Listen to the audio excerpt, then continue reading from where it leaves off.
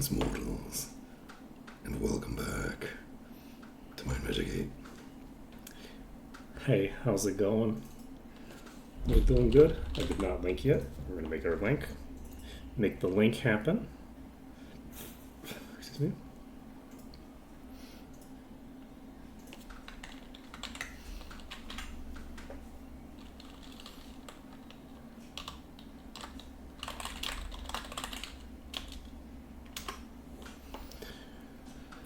Okay, and next we go to live screen. Hey, Astro Kitty, what is that? Oh, turbo. Interesting. I didn't recognize the icon. I wonder if that's a new icon or if I just am inattentive. Because I know I'm inattentive. The question is whether I'm inattentive and it's new or I'm inattentive and it's old.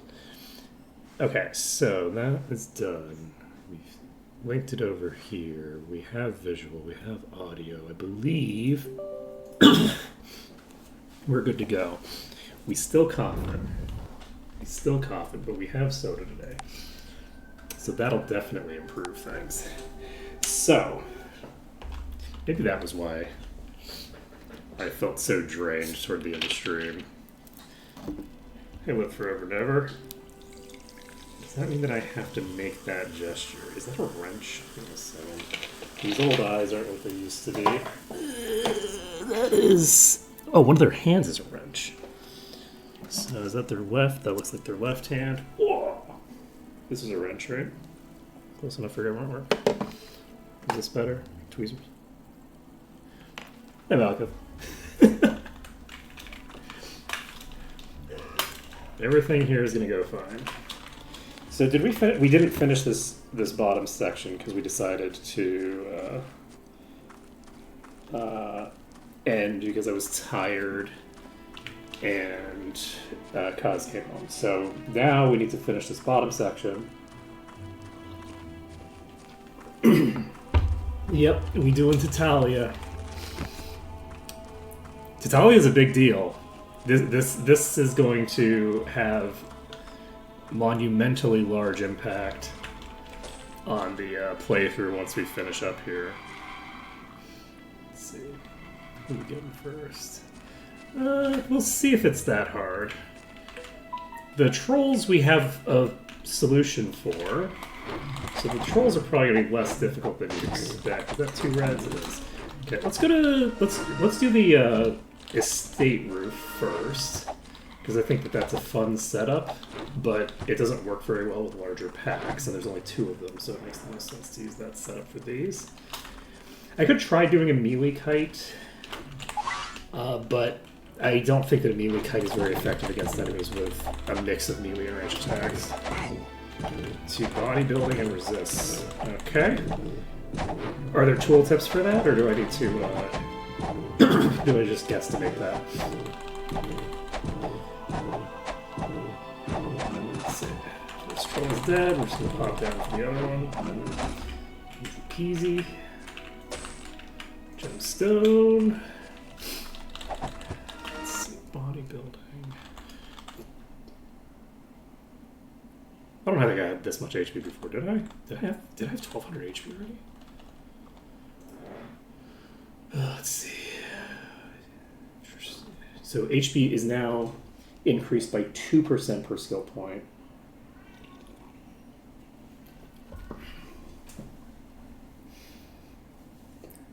It says multiplicative. Does that mean that it's increasing to 102% and then 102% times 1.02?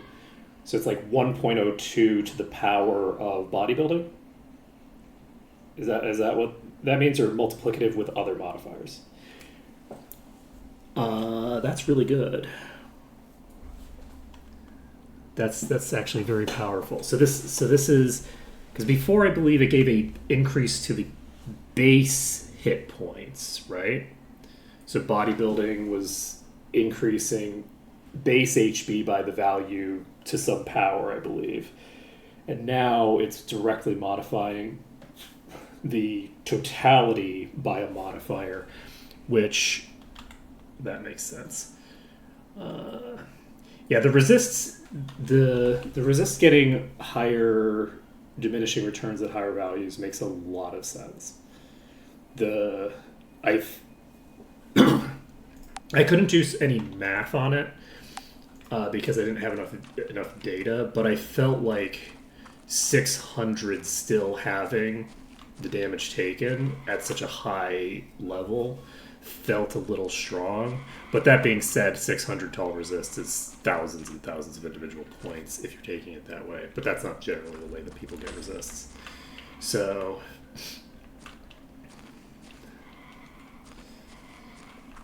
interesting. Yeah, we'll see how that influences things. I think that seems like a good change to me. Moving, I felt like the mitigation stats felt really strong. Like, mitigation is always strong, right? Don't get me wrong. Like, mathematically, the way that mitigation works, it's like the most powerful way to mitigate damage. Like, healing is okay as a damage mitigation tool. Max HP is terrible as a mitigation tool generally. Once you're able to survive anyway. But like mitigation, because of its interaction with both of those values, is just a very, very strong effect generally. And I felt like the values seemed a little high based off of like not even like just like vibes. I don't know. But I wasn't willing to say anything about it because of the fact that, again, like I didn't, unless I like have some idea of what I'm talking about, I don't really want to just fully talk out of my ass. And without having done even paper math, like,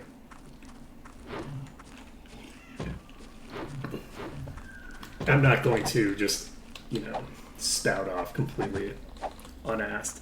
But yes, Operation Drag the Trolls to the Shrine is starting absolutely right now, and I shouldn't have stopped because I risked them going to the thing. I wanted to check if there were if there were strong enough enemies here to even justify it. Oh, they're running off toward them because I stopped moving at a time when I shouldn't have. Hopefully we have the boss with us, because if we don't, we're going to be in trouble here. The boss not being with us means there's no guarantee that the boss actually peels off of those peeps. This is just a single one. I'm badly hurt.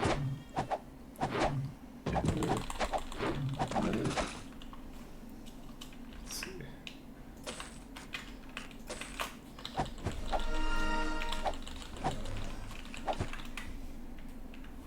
Yeah, the balance between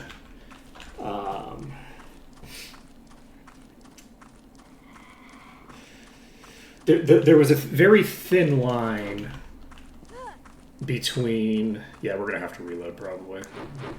I don't think there's any shot that we managed to pull these away, though. Sorry. But we might.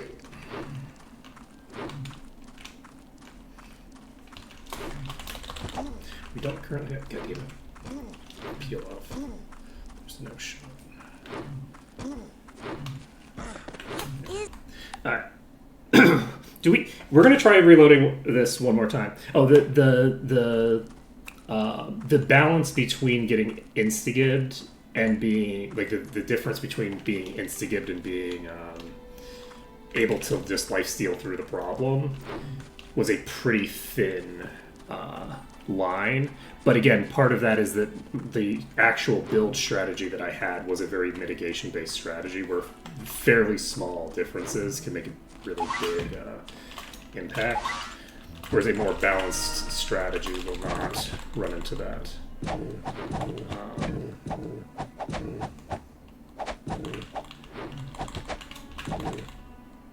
No match for me.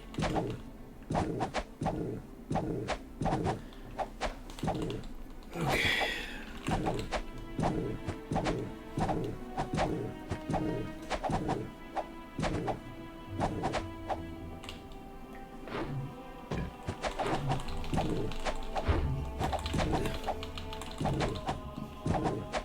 We do mind dead peasants.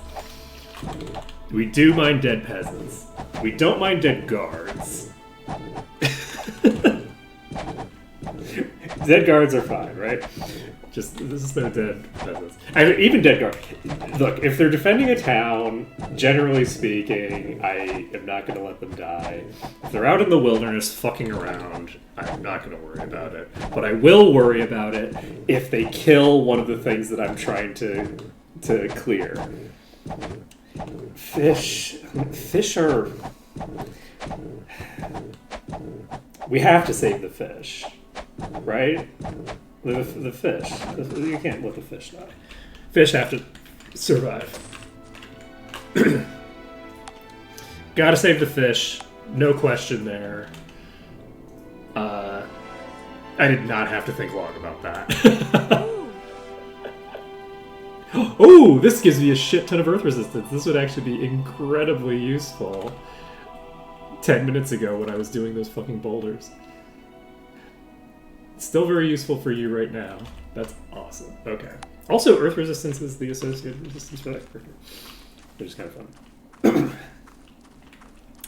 But yeah, fish have to live.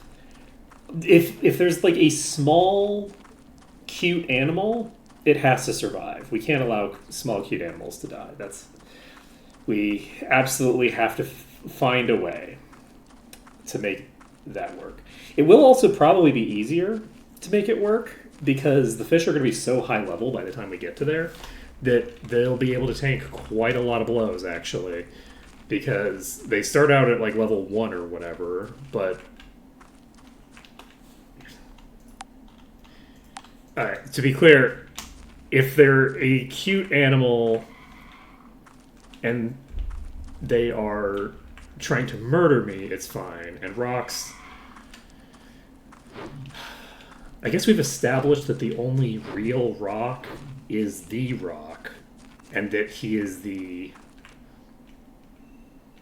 equilibrium center of the entire universe and actually an immovable object. That does mean that rocks are animals, or specifically that rocks are animal, that animal being the rock. So actually, yes, rocks are... But, that being said... that being said, we will... First, somehow the rocks don't apply.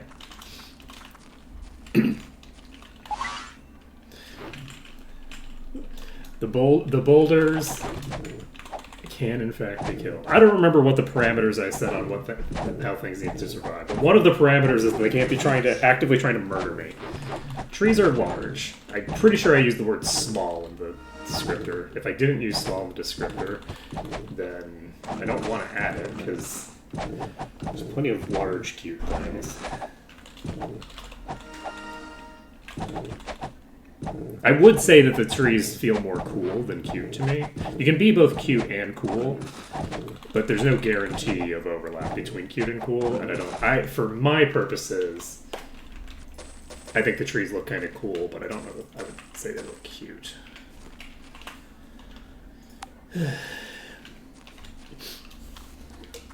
I am somewhat biased in that regard.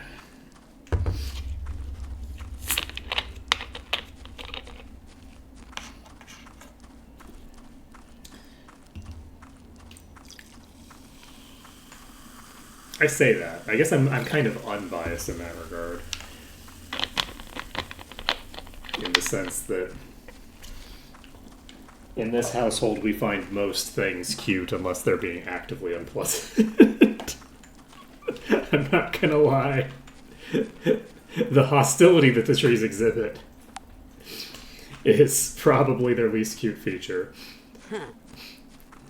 These trees are kind of cute, I guess.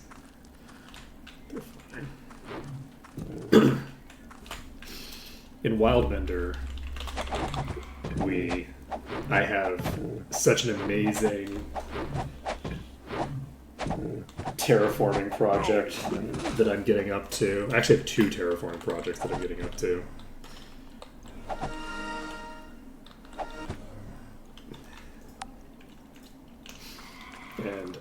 excited about it. There's an area that's like a former sea, and to give you an idea of how good like the engines are now for like, I don't know how this shit gets saved, but how cool the engines are for like saving world progress now. I've been like just systematically adding water to these like old like trenches, because this place used to be like I don't know, like a harbor or something. But there's these like peninsula islands overlooking like ravines, and that's like the basic layout of the zone. And I've been filling the ravines with water over the course of like a couple of weeks in game, and it's working. Like the ravines are actually filling with water, and I have no idea how that is being like handled. Because like I'm old. The idea that you would be able to calculate that level, like to save that level of manipulation of the environment is like legitimately, I have no idea how they do it.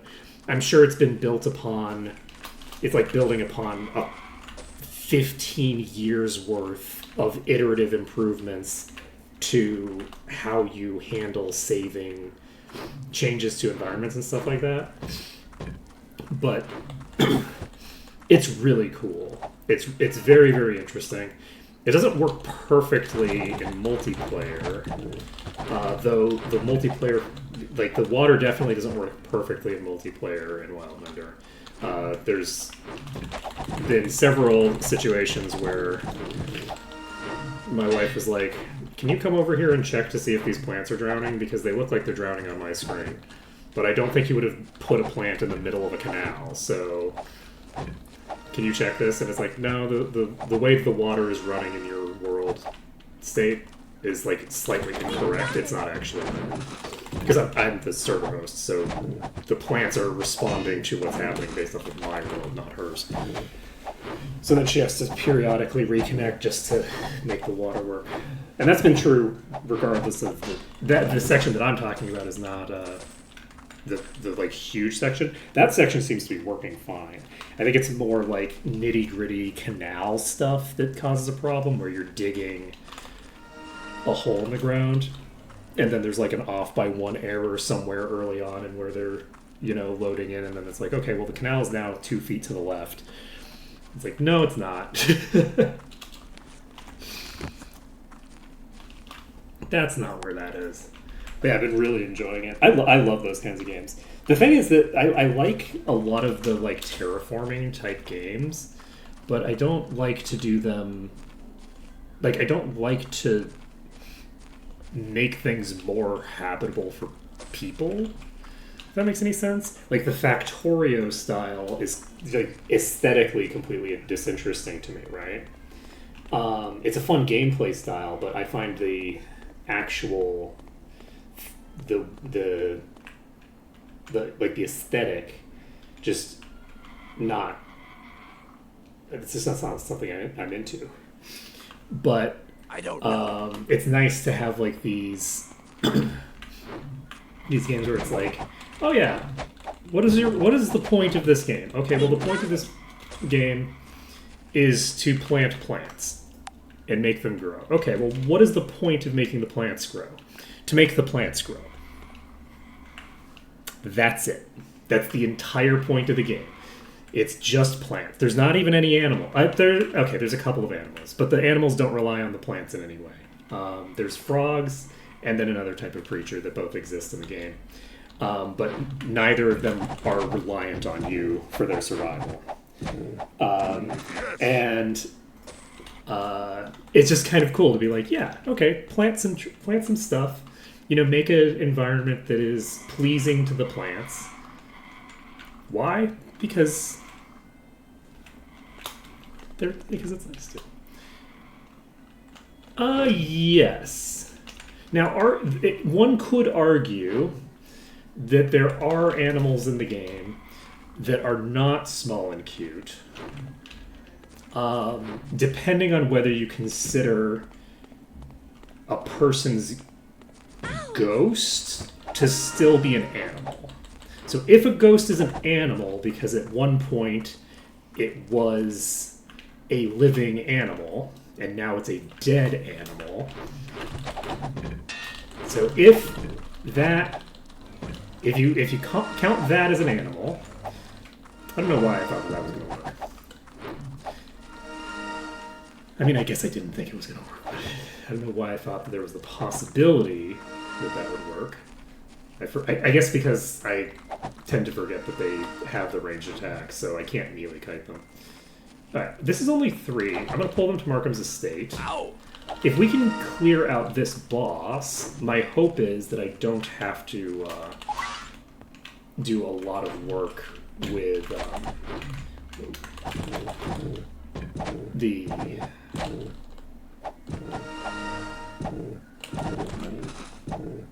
other stuff. You need to be a little bit less far away from me, friend.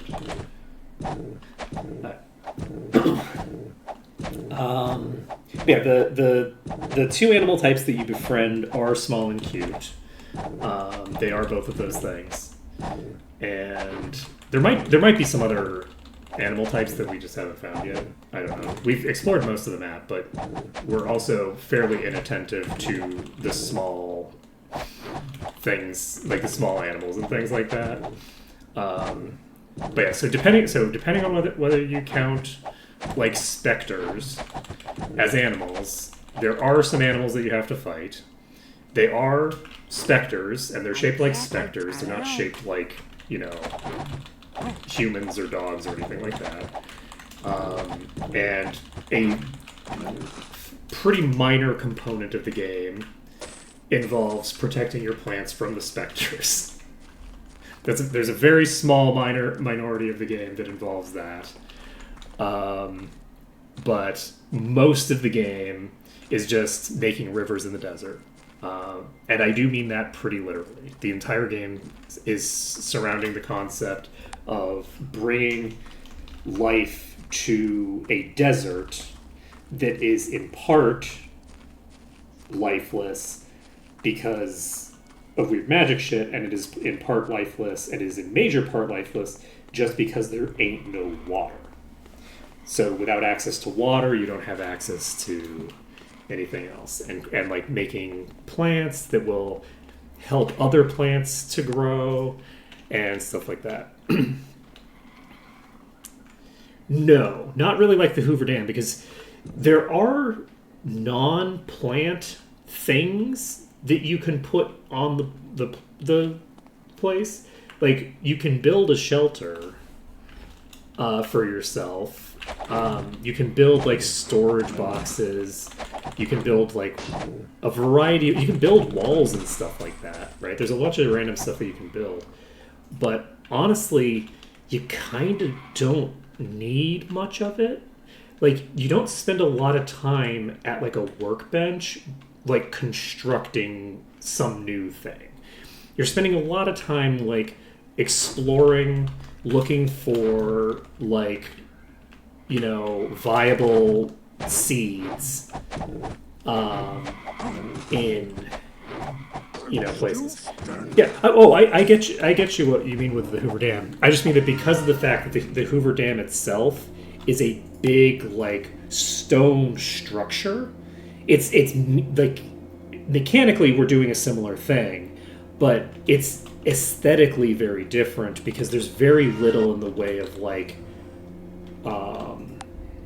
building structures to aid plants, and there's a lot more of like, okay, if I put this plant here, that will pave the way for other plants to be able to survive here, which will pave the way for this, that, or the other thing. So like there's like the synergy between the plants themselves. This is Wildmender. It's the game that I've been playing with Kaz recently. Great game, absolutely, beautiful aesthetic, really nice music, and it's kind of like exactly what I want in that kind of a building game where it's just like, none of like the You can, if you want, make a very like human-centric garden if you wanted, right? Like you could make something that's like a garden, but you don't have to lean into that aesthetic at all, and you can just be like, okay, well, I'm going to make sure that we have a bunch of water, and then, you know, try to just optimize for making the plants have the easiest time that they can have, and do cool stuff like, okay, well, this basin used to have a bunch of water in it, and there's no real utility to me doing this, but can I just refill this basin full of water and then put plants around the edges of this existing huge basin? And it looks really cool, and there's a lot of cool interactions to it. The way that the water propagates through the soil is really interesting too. I don't really understand it yet, and maybe I'll start to understand it better over time, and maybe I won't, but it is interesting. I'm a little concerned that I'm going to start running out of water to play with, because there might be a finite amount of water to play with in the game. Not in terms of like a finite total amount of water, because water is generated by springs, but a finite amount that you can generate per second, if that makes any sense. So like it's possible that there's a limit to how many plants you can put on the planet before you can't maintain them anymore, because there's just not enough water for it. But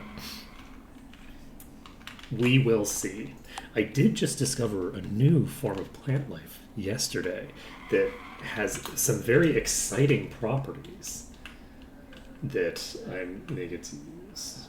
And I'm not going to go into details because I don't want to give spoilers to what kinds of plants exist, but I am very excited to see what possibilities that unlocks. Anyway, that's just a random aside. At some point, I might end up showing off my project in that game, if people have an interest and I ever feel like the project that I'm working on is done. But that is, maybe I shouldn't have dove straight into this, because I could have potentially pulled some of those and not all of them. And there's 2 top tiers in this pack. I'm going to see, they seem to default to going around instead of above for the most part, which means that I can potentially split these up a bit. I'm badly hurt. Okay, we have all of them on us, but we can use this to block the line of sight. I'm going to try doing just a standard, I don't do this very often. I'm going to try to like just kite around this area a bit to like weaken them. And then once I've weakened them, maybe do like a mini kite of just like 1 or 2. Okay, we need to get out of here. I'm gonna potentially go to Markham's estate.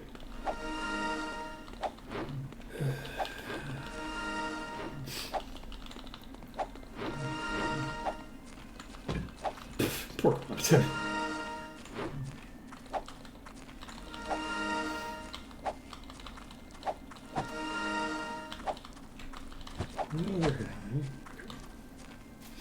There's 4 on me. They are reasonably far away.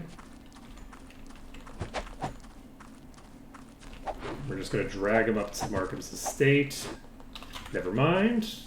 Okay, yes, we will drag them to Markham's estate. I said never mind because the person who jumps was down. And then we will get all the way to here. There's not a lot of room.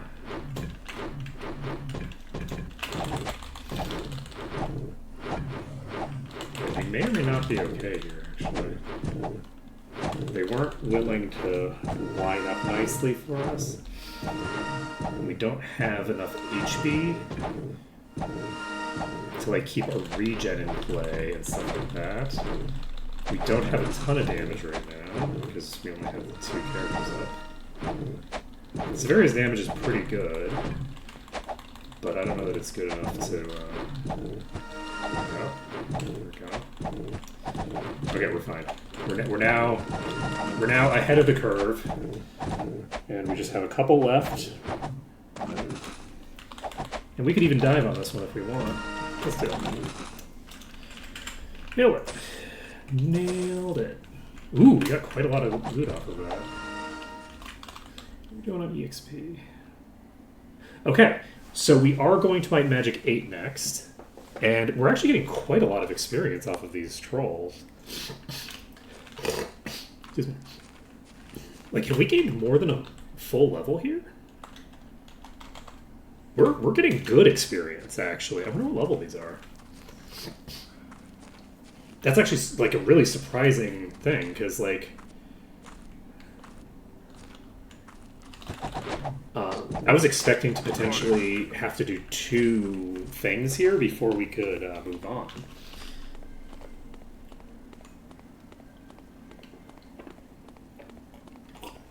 Okay, so... I don't think there's a quest in the Wasp Den, so we're going to need to do the Ogre Stronghold next, I guess. Give me a second, just see if I can check if there's another one. Oh, we finished the mine. I didn't hit done on that. We also... Oh, that's interesting. Apparently, the text exactly matches thing that I have is not case sensitive, which I would have expected it to be. Because I had caps lock on when I hit done, so it was like uncapped D and then capital O-N-E. But it still triggered the format change. So yeah, I think next is going to be the Ogre Stronghold. And then after the Ogre Stronghold, we're...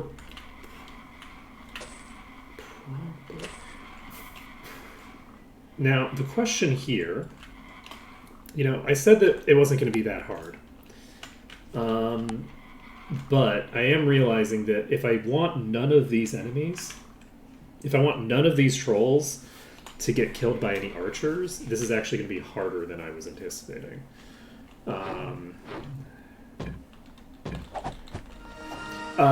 Because of the fact that we can't clear it until we do Mist, I have to skip it entirely for a max bolster run. Now, normally you would think, okay, do it for the extra experience, get some extra bolster or whatever, right? The issue is, by entering it, we are setting its level. So by entering it that first time, we're setting the level to a low level and then only completing half of the dungeon. So I don't think that that is an appropriate way to get like a little bit of extra bolster early, because it's going to sacrifice the actual experience value of the dungeon in a very significant way.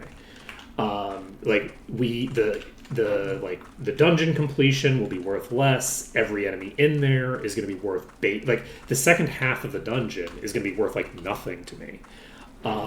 So for this run specifically, I've made the decision that rather than go in there, clear it, and then have respawns that I have to clear, and that's fine, it's not a big deal. It's okay, well, because this will set the level too low, we're not going to go in there. You could make similar arguments for basically any dungeon if you wanted, of like, oh well, you're losing out on experience by doing it at this low level instead of this high level, right? And that's part of the like complexity of like how the pathing is supposed to work, where I don't know what the correct answer is for the pathing as a whole. But in the specific case of dungeons that I fully just can't finish, we're setting their bolster to the level when we actually have the ability to clear them. That is the goal there. Which also, coincidentally, makes the early game a lot easier than it normally would be, because I'm not doing Garrick's. And we can probably fight you, right? Right, did we... Can't identify what level this is. It's going to be quite a while before we get Identify Monster. So... Gonna be pretty funny. Yep. But yeah, I also skipped something else, I think, for the same reason. Oh, I haven't skipped it yet because I haven't left the area, but I haven't done the dwarf mine for the same reason. Because of the fact that we can't get into the back room, we are skipping it. Now, there is an argument to be made that isn't super relevant at the moment because I don't know how to do this. But there's an argument to be made that if I could figure out a way to like use some sort of like, some sort of like speedrunner exploit to bypass the need for those keys, where it's like I figure out a way to like clip through the door. If I had a way that I knew to do those things, I might force myself to use them because I think that it is more fun and interesting to like sort of demonstrate an interesting like skip that allows us to then do something that's harder, easier, or sorry, it's harder, easier, to do something harder earlier. That might be something that I'd be willing to do, but it's a moot point at the moment because I'm not aware of any tactics of that nature that would allow you to do that. But if that is a thing that I am made aware of at some point, I might be interested in like learning those techniques just for the purposes of being able to finish those sections of the run rather than having to do these weird half measures where I do like half of a dungeon and then leave kind of dealio. Because the one that I got rid of the red one, it is not. I'm gonna dive these. Heal me. We cleared one. If I had actually done this periodically, I might have been able to wipe these by the time I got. I think I'm gonna maybe kite. I can't kite them past the peasants though. Okay, there actually are 2 reds in this pack. I thought this was a pack that was a mid-sized pack with only a single red in it, which would be something that I would want to sort of like whittle down over time until it was a manageable size. But 2 reds isn't manageable for me. So I think I'm just going to go to Markham's Estate directly. We're just going to pop up there. Make it happen. Let's see here.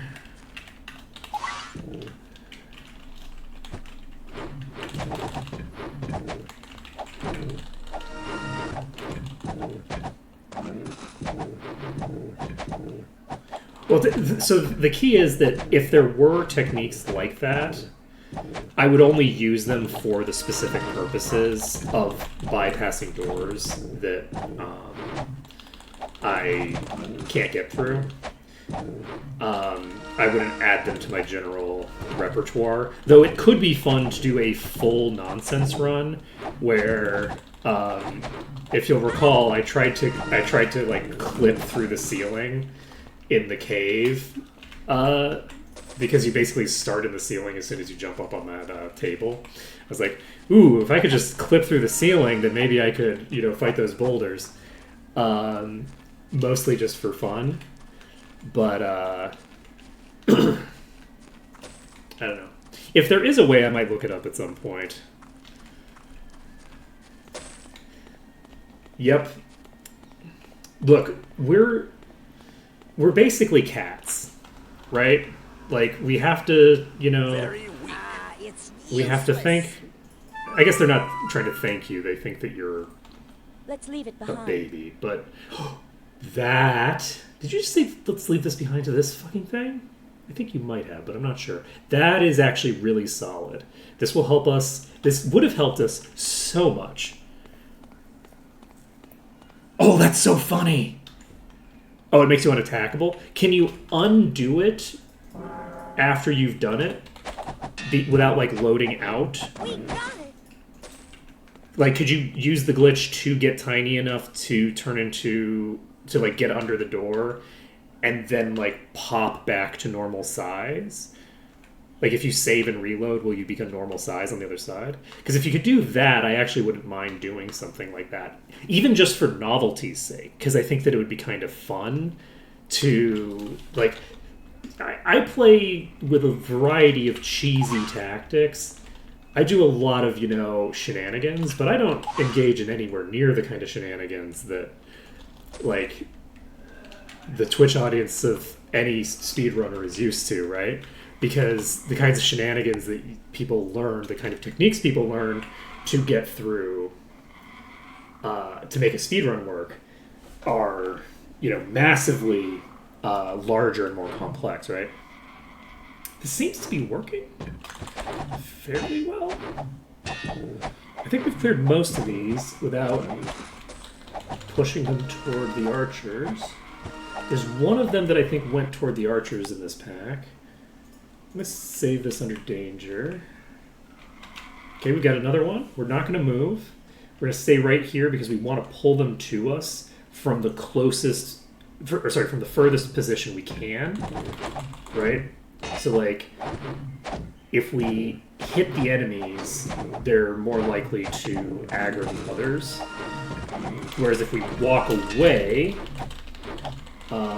then the others are definitely not going to aggro here, and then we'll have to get closer to them to aggro them.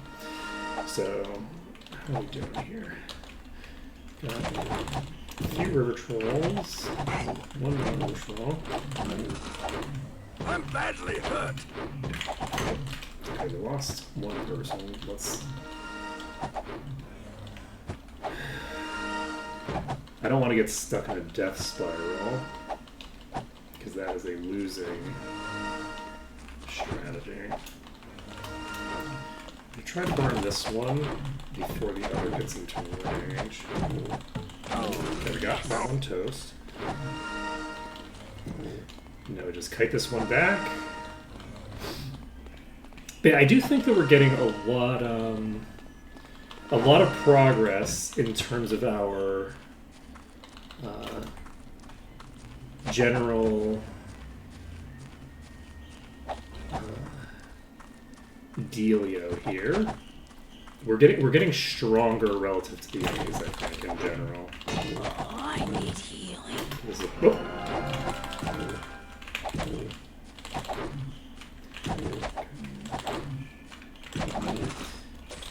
If an attack had actually gone out to Sortura, that would have been a problem. Probably would have KO'd. I mean, she could have dodged, but... Let's see here. So we just cleared out another section of these. Our goal is to get through all of these without any of them dying to the archers. And that's probably going to mean saving the archers as well, because if there's, enough of them on the archers that I'm struggling to keep up with it, then some of the archers are going to die, but I inversed the causality there, but that's fine. Everyone knows that a causality argument always works both ways. That's 100% the case. Okay. So this is a Thorns enemy. We're definitely bringing this to a place to fight it safely. And we do need to drag it around the town entirely. And we're doing pretty good. We've made some good progress here. This thing, are you going to go around, or are you going to go... Okay, you're going to go around this side? That's fine, actually. That ensures that I don't have to worry too much about it. There we go. Perfect, perfect, perfect. So, we're just going to walk over to Markham's estate. We'll jump on top, and then we will try to clear this thing out. It'll take a little bit. I'm honestly tempted to use the shrine. The shrine is safer. Yeah, we should use the shrine.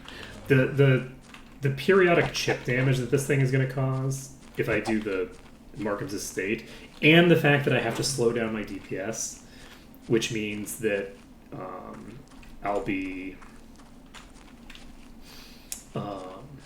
Yeah, I need to do it at... I need to do it at the shrine. The fact that I need to slow my DPS means the probability of it... No! Why? This is the first time this has happened! I've never seen one before. This is literally the first time that an enemy has fully peeled off of me without me doing something different from normal. No! Are you fucking kidding me? I guess I should have just gone to the estate. I don't know what happened. I guess it's just because of range. It must be if they're close enough to me, they update their AI more regularly or something. I don't fucking know. But I think what I'm going to do... Okay. Nope. We're not doing that. But we might want to do something similar. Basically, we want to do something akin to that to pull these to the coastline. Because the path I was taking is a pain in the ass. Okay. Let's see. The problem is that I'm concerned about the, Can we use the boat? No, we can't use the boat. Can we use this, though?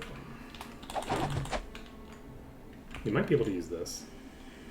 The issue right now is that because I don't want to allow them to attack the peasants, it changes the dynamic a bit of what counts as a safe position for them to be in.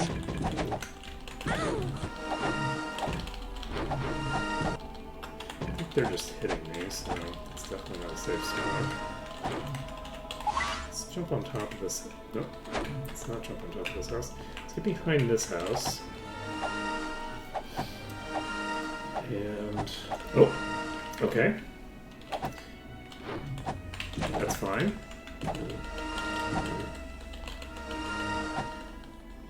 Perfect.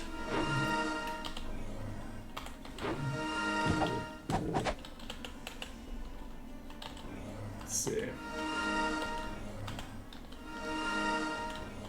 That wasn't so bad. Yeah, we gotta set up here. So you keep to the back side of the house outside the town. Instead of the chimney. There's a lot of places in this game that you can hang out pretty safely. What is it? For a given definition of safe, at any rate.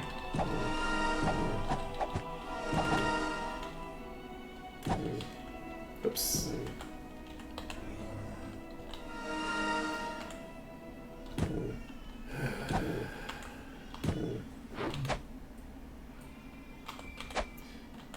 That wasn't so It would be bad. nice to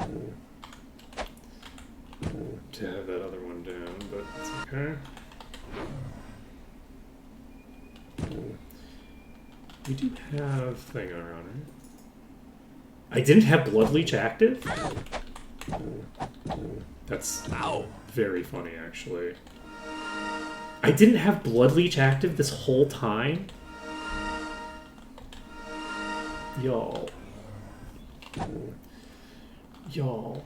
That is such a huge mitigation boost.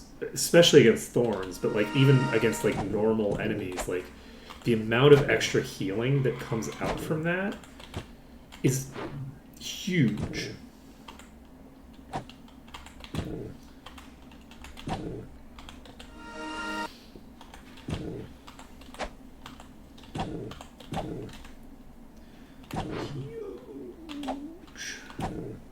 I haven't seen this town before. Okay.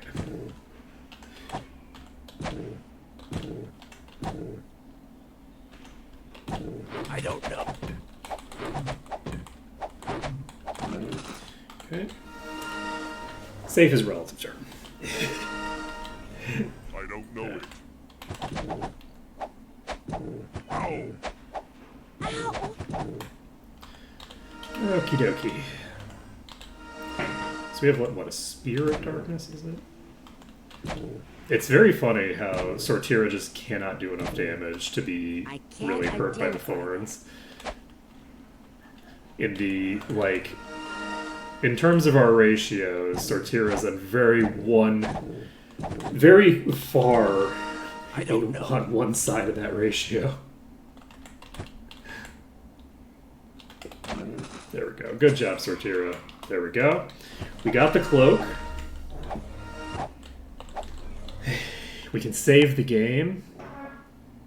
Under danger still, even though I'm probably not going back on this selection.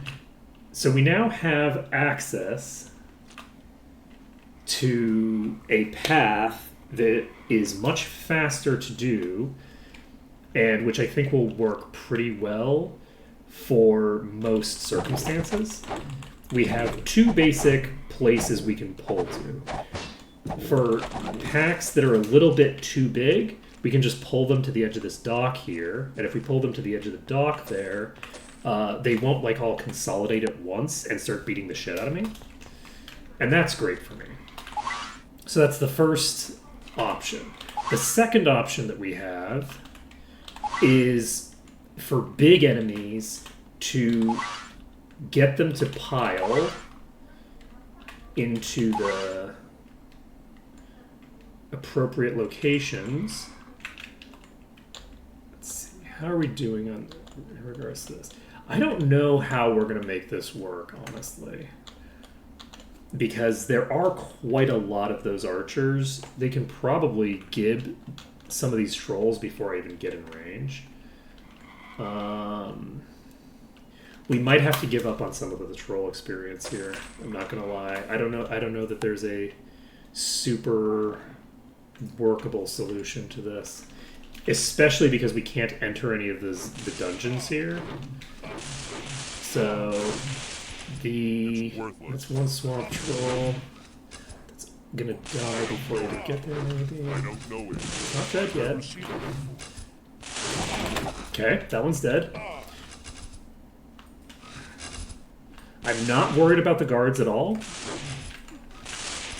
They're gonna live their best and or worst life, This easy. and I'm not gonna worry about it. All we care Be a about problem. is whether we're getting credit for these kills. This shouldn't be a problem. This shouldn't be a problem. That one is the lowest right now, but this one is going to die first, I believe.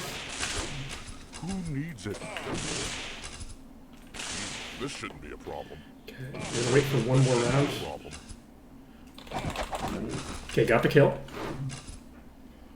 Oh shit, this one's gonna die. It's gonna die before I get there. It died before I get there. I've never seen one before. Do we reload for this? The thing is that the fewer of them there are, Never seen one before. the harder this becomes. I've never seen one before. I can't allow myself to lose the mountain troll. What is it? I can't identify that. I don't. We got the mountain troll. We did not get the swamp troll. I've never seen Okay. I'm getting the shit kicked out of me by the archers. No match for me. Okay, got that. I've never seen one before. We missed the kill. So we lost 3 there. I'm going to save this under dungeon. We're going to reload that, and we're going to try again. I'm going to see if I think it's viable to get all of them. I don't think it is, because they're going to start consolidating damage in a way that I don't think I have the damage output to make work. I don't know. But we got the swamp I don't know. troll, I don't know. which I think is the most important thing. This shouldn't be a problem. That was probably a big mistake. We got that one down. I'd like to clear... Okay, this one is gonna die next, I believe. I've never seen one before. These are all doing fine. That swamp troll is gonna die pretty quick once it starts taking damage. We're basically gonna wait for everybody to be up, and then we're gonna do all of our attacks. You are about to die. What is it? Okay, we got the kill there. This one is gonna die almost immediately. 1 second.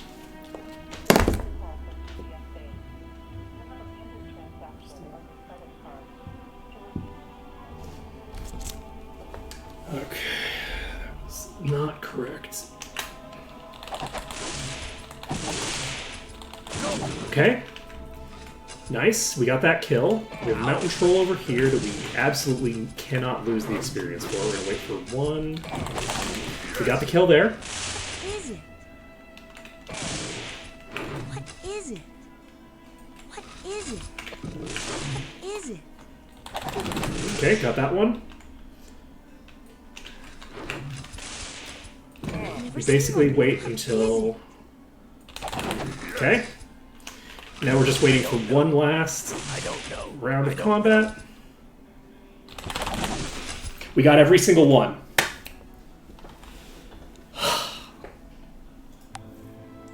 We got every single one of them. I am actually shocked. And 2 of the archers died, which, under normal circumstances, we would care about a lot more. But we don't actually care about because of what characters we're playing as. Also, because, honestly, because of the type of run we're doing, we really do need to prioritize the stuff we can control. But that actually might be something that we could get down consistently to a point where we could kill everything that we're meant to kill there and have none of the archers die in the process. That actually might be workable. Yeah, give me a second to look around here. I guess we can just do it now. Let's leave it We got a behind. belt. Primordial Cardinal Cloak of Protection. That is more earth resistance. I like it. A bunch of earth resistance, a bunch of resists. Just generally. This is pretty much just a pure upgrade for you. We lose a bit of might, but nothing too crazy. Okay. You know what? Called it. That was a pretty good cloak you called out there. Pretty good. Okay, we're gonna grab these because I don't know how many blue reagents I have, but potentially not as many as I'd like. There's no room. I do need to get my hardened item However, this stuff. is. Ooh, that is not terrible, but not terrible is probably not going to be sufficient to make it really worthwhile at the moment. Would be my guess. Those are actually base levels, so I can't fit anymore. super important. I can't fit anymore. Okay, we got some lumps of ore here. We have more piles of trolls over here. I have not saved. We have 2 mountain trolls that are already aggroed on us. Tis but a scratch. Do we try to get to Markham's estate? I think we're probably just going to kite these to Markham's estate, and then we'll save once we've cleared them. I wasn't intending to aggro more enemies. Yeah, you know? Sometimes we get rewarded... Oh shit, there's 3? Okay.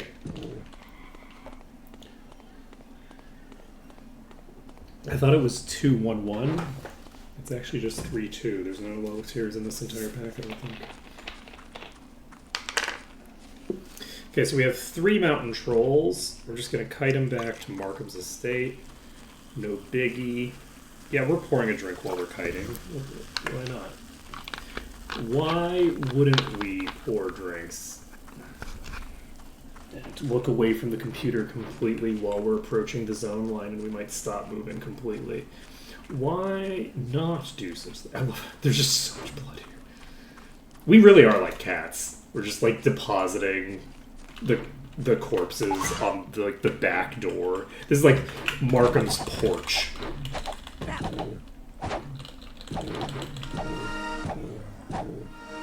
And we're even doing it from a high place, which we all know the cats are very fond of.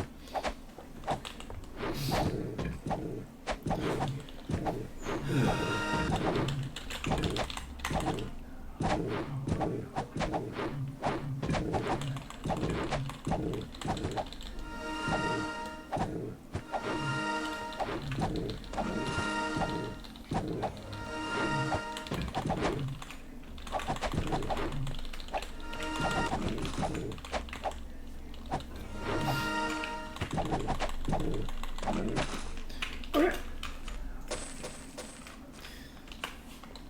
Let's go. We can save it up.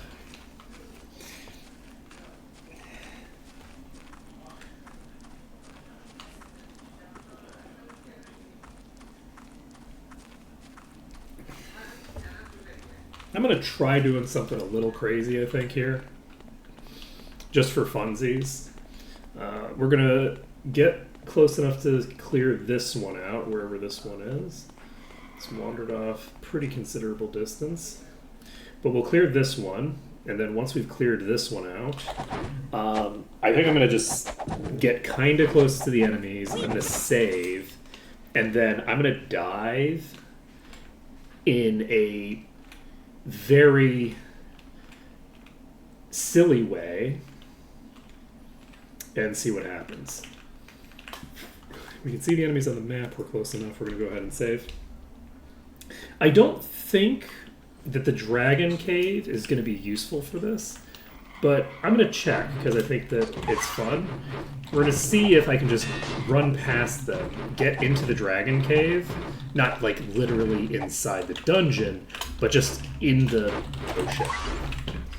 in the entryway here. And that's not going to help us that much. It might help us a bit.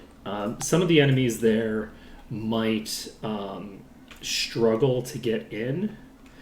And if they were approaching from a different angle, we might actually be able to get more of them to do some shenanigans here. Because we were approaching directly from the place where they would naturally gravitate toward the front there. I could try getting on top of it as well, but because they have ranged attacks, the top of it is 100% less useful than it normally would be. And it's usually not even that good, I don't think. But yeah, these ranged attacks are going to fuck me up completely. I'll save. Yeah.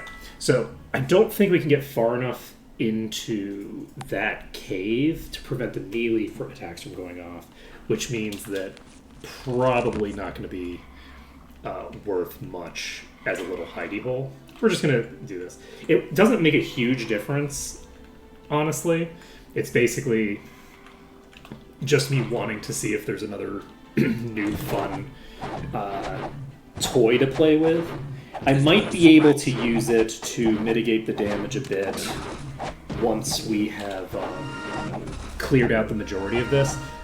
Like, maybe once we clear out all the trolls that are in front of it, we can then run straight to it, and the trolls that are past it will make them sort of more manageable. Similar to, basically I wanted to use this in a similar way to how I use the tent by the wasps. Where it's like, this isn't a great spot, but it's not terrible. Like, it's got some solid utility to it. I can't win a pissing contest with these, I don't think, so why am I trying to win a pissing contest? The opportunity to win the pissing contest was over the moment that we hadn't cleared a single one of them before the control went out. I don't know why I did that, that was very dumb. Alright, we're going to rotate you. I'm not going to rotate them toward the archers, I don't think.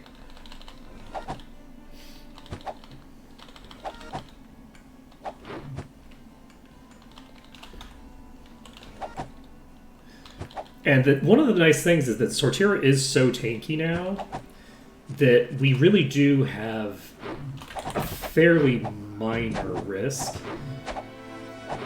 in most of these encounters of, like, actually going down. Like, Sortira is keeping everybody up very effectively right now. You know, maybe I should... I guess they have a different... No? They're all using the same basic function for their behavior. I should potentially play with these trees a bit to get some practice for Murmurwoods. I don't think I'm going to do too much with it, but it's something to practice with if I get an easy opportunity to do so. Like, if I manage to pull just like a single mountain troll like that, maybe I could try to get it stuck on this tree. Okay, that tree is permeable. I'm badly hurt. Of course, it is. Wow. Okay, we were really struggling to finish that one off. Alright, everybody's back up. We go week at 3 o'clock, possibly today or possibly tomorrow. We have not been in Tatalia very long.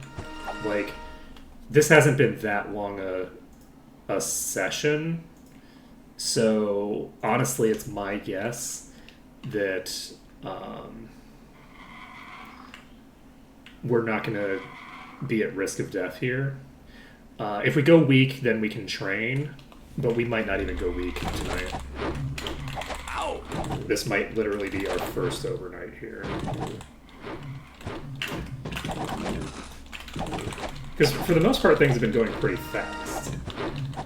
Right? We haven't been...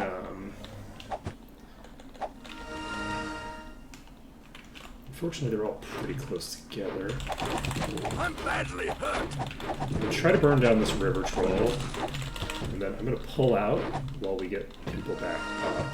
I'm not going to go into the crater because I'm a little concerned that the archers will aggro.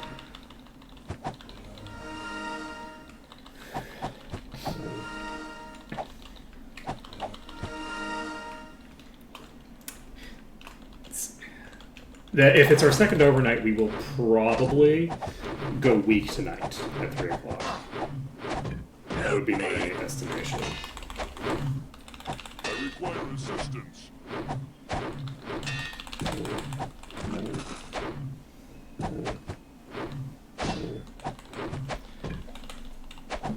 No match for me. Alright. There we go. All set. Cleared through another little mini pack there. And we'll see how the wine cellar goes, but we won't see how it goes for a while. I am happy that we're going to be able to do Markham's Estate next. My hope is that whatever it is that we do next, we can clear it fairly quickly. We have an answer for how to approach the ogre stronghold, right? Like, we know how to do it mechanically. So the question is going to basically come down to whether we can remember it with enough detail to get it done within a couple of attempts. Because it was a fairly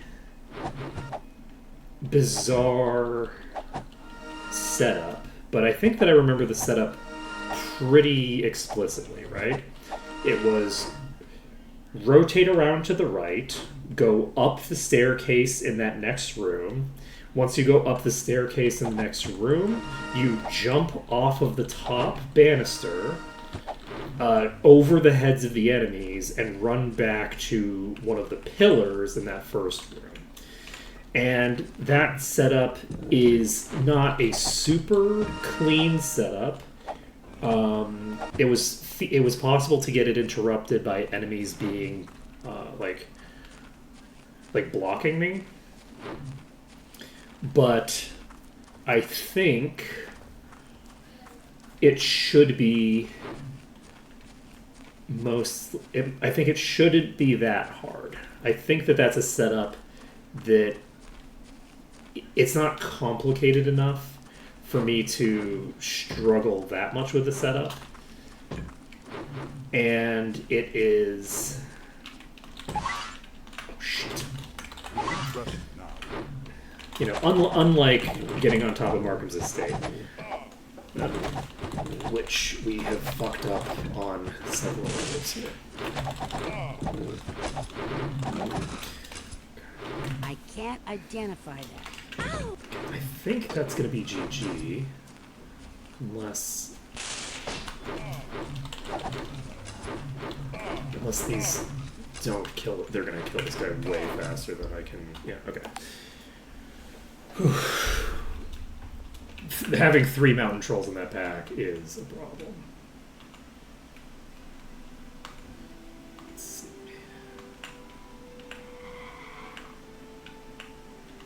I'd love to get this pack that's right here first.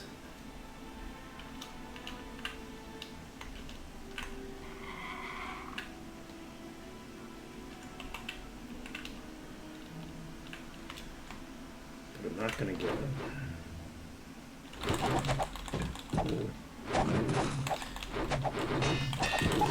Ow!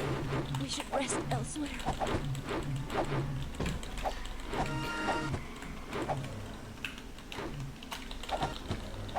Okay. Oh shit, I'm out of mana.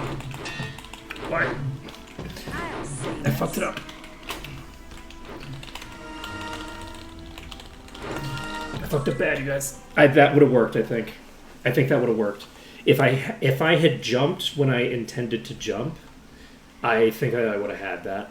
I don't know if I was in the air at the time, or if something else went wrong, but I actually am pretty sure that would have worked. The enemies will sort of like seep in over time, but I think that some of them will probably get locked in weird positions that they can't hurt me in. And as long as a couple of them aren't beating the shit out of me the entire time, I think that we can potentially manage that. The one issue is that we have a really big pack as the initial bit. We have at least 3 mountain trolls in the initial setup. So that's obviously an issue, but let's save this under to this because we don't actually know what we're doing right now. Okay. Can I pull some but not all of you? Yes. Okay. We're gonna try to burn down the mountain troll. Okay, that needs to reload. That is Flesh to Stone, which is an effect that I can remove, but I can only remove it with the character that got stoned. And do I have a way of preventing that other than my helmet?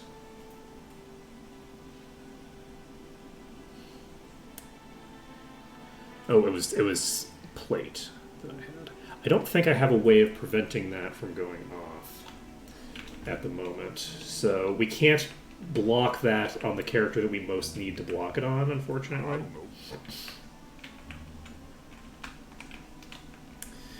So, life is sad. We're going to try this again.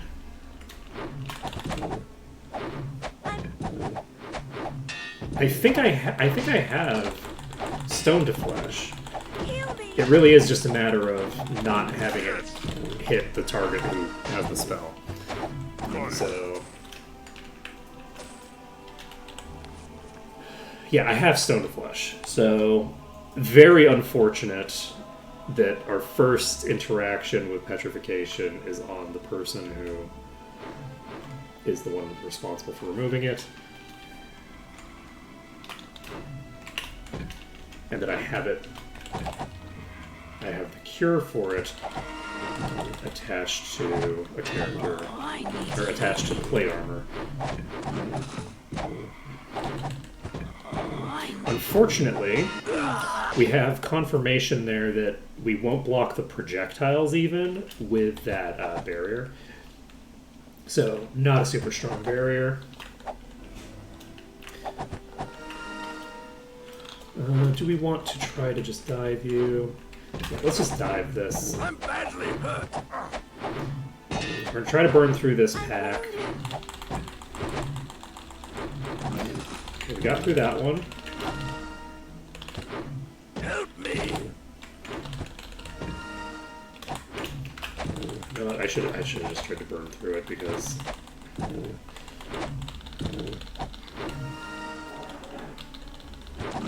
we got it.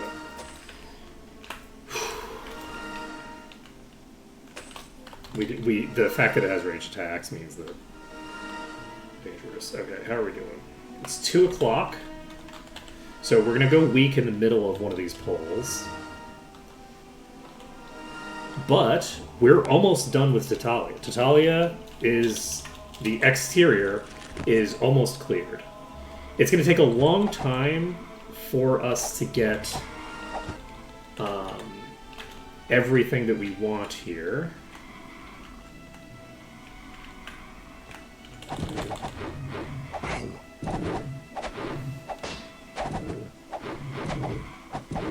Heal me! I'm badly hurt.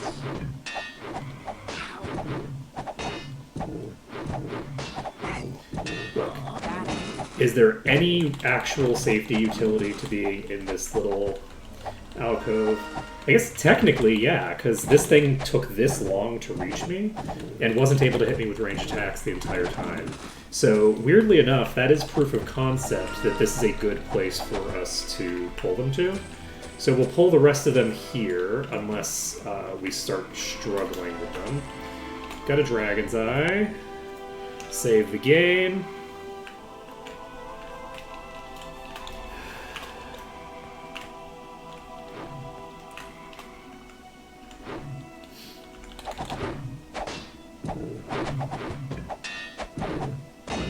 I need That was a healing. concern. I'm concerned about trying to kill this one, because I'm concerned that it's close to my maximum range and that I will occasionally like drift out of reach. But I don't think so, because it's hitting me, so if it's hitting me, then it's not near my max reach. But yeah, the mountain troll is up top somewhere. It'll eventually drift into position.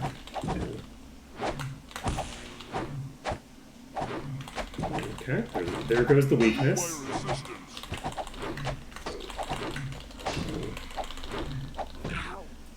This is a concern.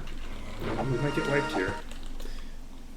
Mostly just by virtue of the fact that we've got I don't know. weakness effect in play and don't have a... Okay, there goes our other DPS. There goes our other DPS. Sortira pulling out the win. Okay, let's cure weakness on everybody.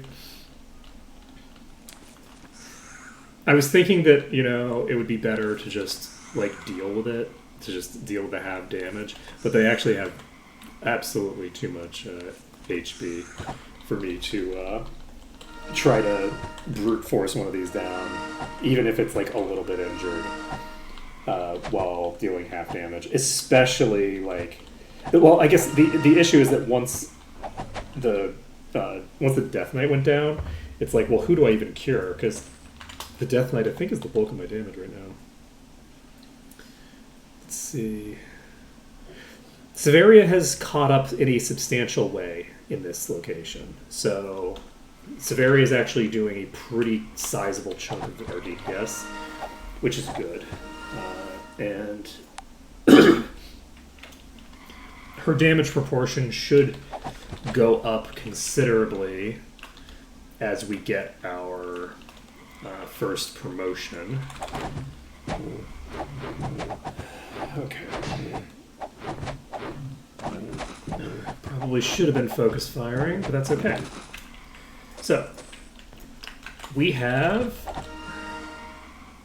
a pretty decent chunk of enemies left, but they're pretty spread out for now, and there don't seem to be a lot of mountain trolls in this pack. Like, I see at least one, maybe two in play. So, like, there are some. There's probably at least a few in there. The fact that I see one and maybe two doesn't mean that that's how many I think that there are. That means that's how many I can immediately pick out of the pack. But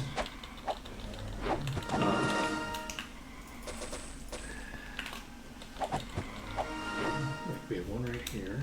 That's a pretty big hit. We can save it up. And I think that's another one back there. So I think we might have 3 that I can see right now. Actually, I think there might be 2 in that left pack that I can actually see. Is their hair color matching their... Your hair color matches your... Oh, I didn't even notice that. Wow, I am inattentive. I can identify you by hair color.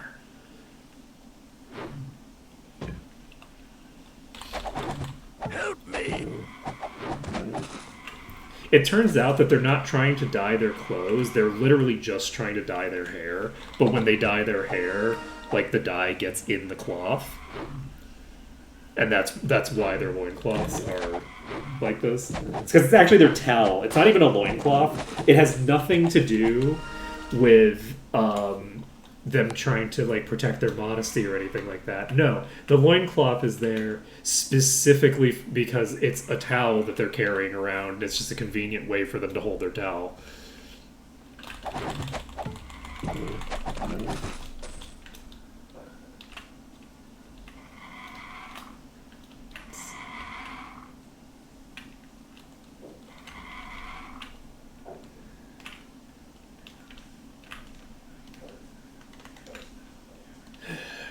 I'm gonna just pull back a step and then hit it here in the hopes that I aggro some of these.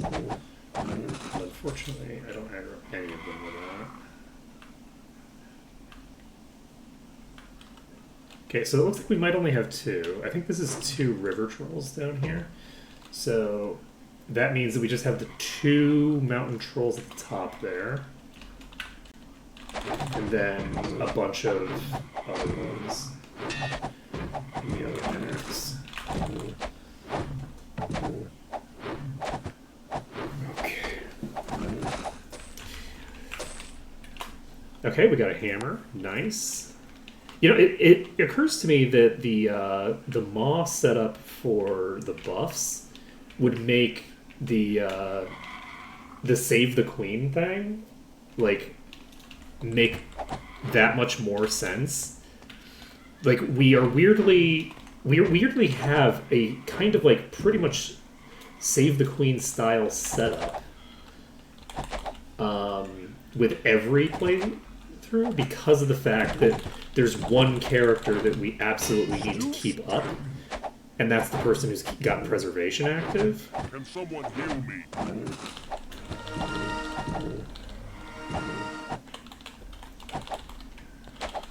Kind of just an interesting dynamic. I'm wounded. Okay. Yes. So was that both mountain trolls? I think it was. So I think we're done with the hard enemies. And now we just need to finish off the rest of the pack and tag the obelisk. So we can aggro a couple of them. We won't pull them all the way back. We'll just pull them a little ways. We'll pull all the way back once they start reaching us, I think. Yeah, we're going to need to pull back now. You probably should have pulled back earlier, but it's more fun this way. You know, it's all fun and games until they get into your hidey hole and prevent you from escaping and all arrive within short span of each other and make you die horribly. It's all fun and games until all of those things happen one after another. And I honestly stand by that. I don't feel like there was any 1 point of failure there. I feel like there were 16 points of failure. A lot of things had to go wrong for that pull to go wrong the way that it did. I guess I could have stayed closer to the entrance, which would have prevented the cascade failure. I could have not pulled the entire pack all at once, which obviously would prevent the cascade failure. I could have not stayed out so long and gotten people knocked unconscious before the fight started, which would have prevented the cascade failure. You know, there's a lot of things that could have gone to... Oh god, I hit the roof. Alright, on this one, I think we can put more strict and solid blame on me fucking up my jumps.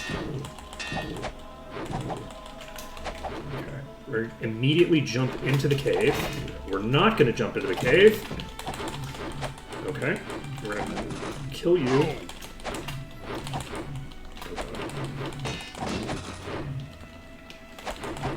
Alright. I need healing. Santira. Okay. Oh, I thought there were more than that. Alright, we'd already cleared so many of them. Alright, you know, that was a perfectly reasonable poll that went exactly how we needed to go. What level did I make it to? As in, like, what level are we right now? We are currently level 59 in terms of EXP gain. We're level 57 trained. And I believe we've just finished the exterior of Tatalia, though I could be wrong. I think that's everything here. So, I think that should be everything. So, not too shabby. Honestly, Tatalia's exterior gave us way more experience than I expected it to. So, we're making progress. We finished Arathia. We have finished like Arathia and the subzones. We finished Harmondale and its subzones. We finished New Sorpigal and its subzones, and we are working on Iron Fist, and we are working on, and we've done not Alvar, Ravenshore, and Daggerwood Island.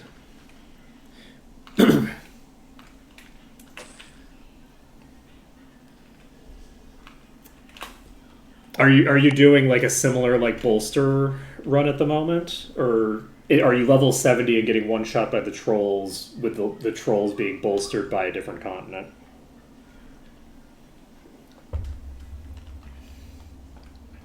My party is built for durability to a degree. It's an all. Everybody in the party is a melee. Most of them are fairly tanky by default. The exception being Severia and Kortal, the ranger and the thief. Not in that order. Those two are fairly squishy by default. However, Kortal is actually very strong anyway because Kortal's wearing a legendary chain. So Kortal's actual like durability is way higher than a ranger would not necessarily have in this party by default. So okay, so the way that horizontal works is that higher level enemies get a like proportional like level boost, right? So it's like instead of the enemies bolstering, I hate the way that they treat it as a toggle of bolster on versus bolster off. That's not. I mean, it's technically true because the enemies don't bolster in the classic sense, but the enemies are way higher level. Trolls are pretty high level, so like they're a fairly high level enemy, I believe. Let me take a look. Actually, I think that 7 is the one where it's not easy to check the enemy levels on the wiki because the wiki doesn't have that info. But trolls, I think, are reasonably high level. So Tatalia in general gets like really far boosted by the horizontal progression. So I would imagine that like the Tatalia enemies are really. Let's see. 19. Interesting. That's the level of boost that it gets, is it? For the enemies on horizontal, because I haven't actually done horizontal progression, so I don't know the details of it. But yeah, the party that I've got set up has a lot invested into durability right now, and we just rearranged our gear to maximize for it as well. I think we don't need Dagger done anymore.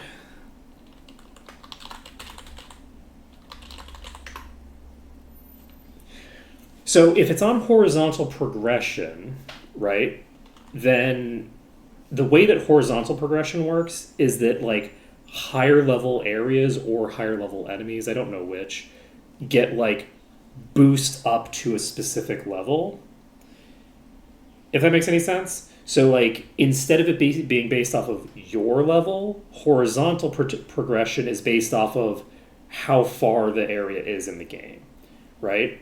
So in theory, you should be able to go to a lower level area instead of going to Tatalia to basically like get things to a more manageable position.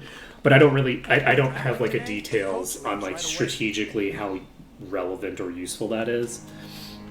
But also on, if you're playing on Doom mode, like the first time that I played, I would have gotten one shot by these trolls, like no question.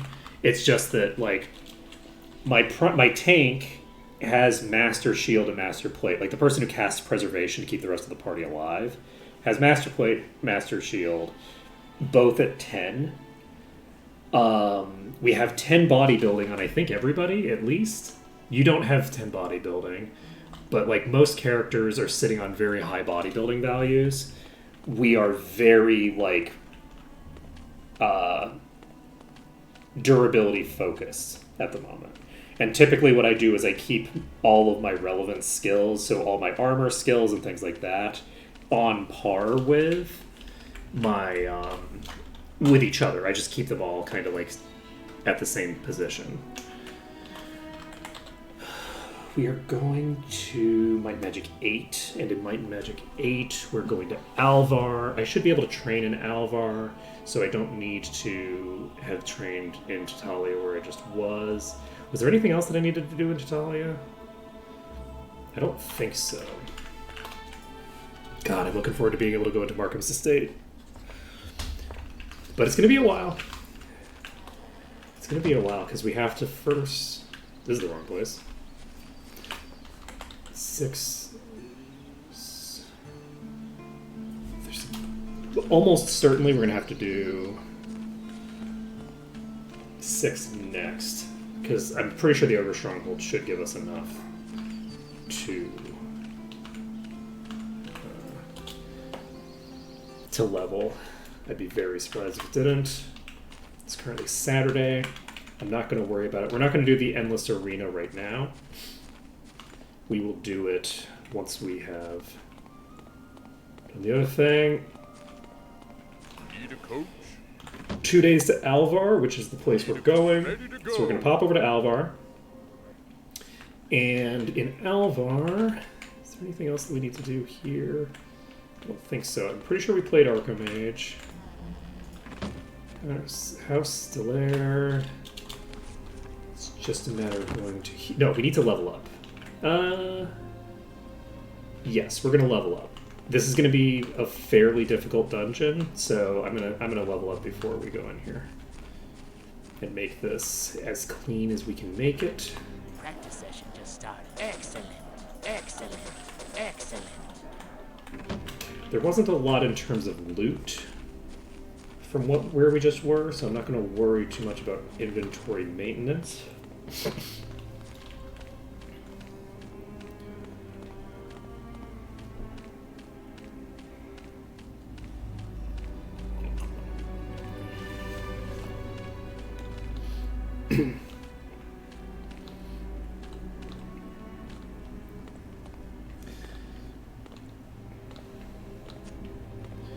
Let's see here.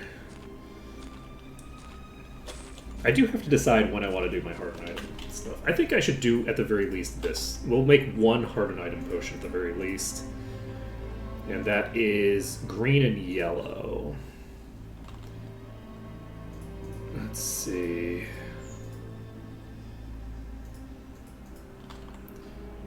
There we go. My pack's full. That's what I like to see. Ah, perfect mix. Okay. I almost made Cortal drink it. That would not. That's not how you interact with a Hardened Item potion. That causes a different set of effects. Alright, we're gonna go save the game Incorrect game genre. Save.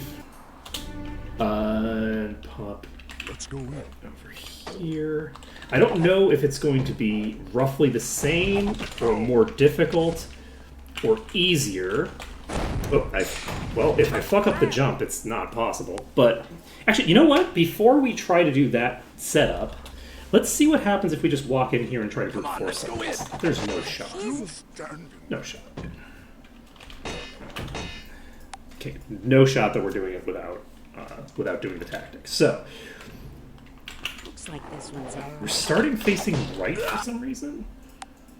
I don't know why. I feel like we used to start dungeons facing the actual entrance of the dungeon, not facing a random direction. Maybe I'm misremembering. Okay, we need to jump over their heads, not walk over their heads. Kill me! Okay. And, funnily enough, we actually made it. Despite the fact that our preservation went unconscious, didn't take too many attempts. So.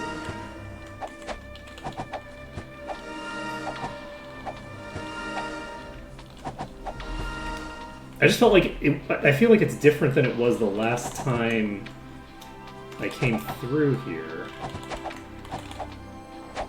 Right?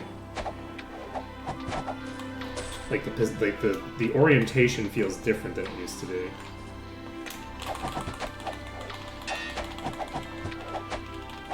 Because like it's like my muscle memory feels wrong.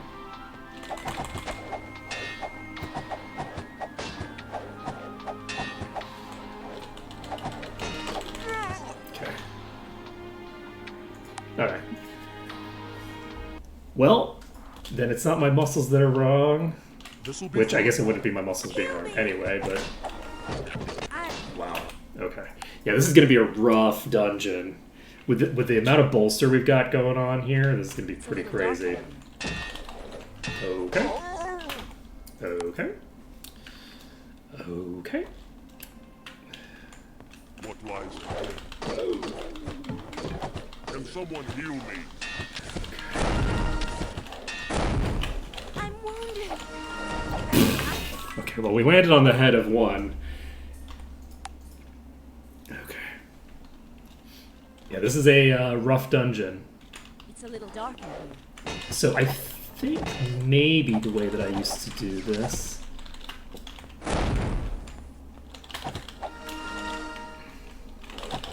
I'm badly hurt. I think I might have gone interior rather than exterior.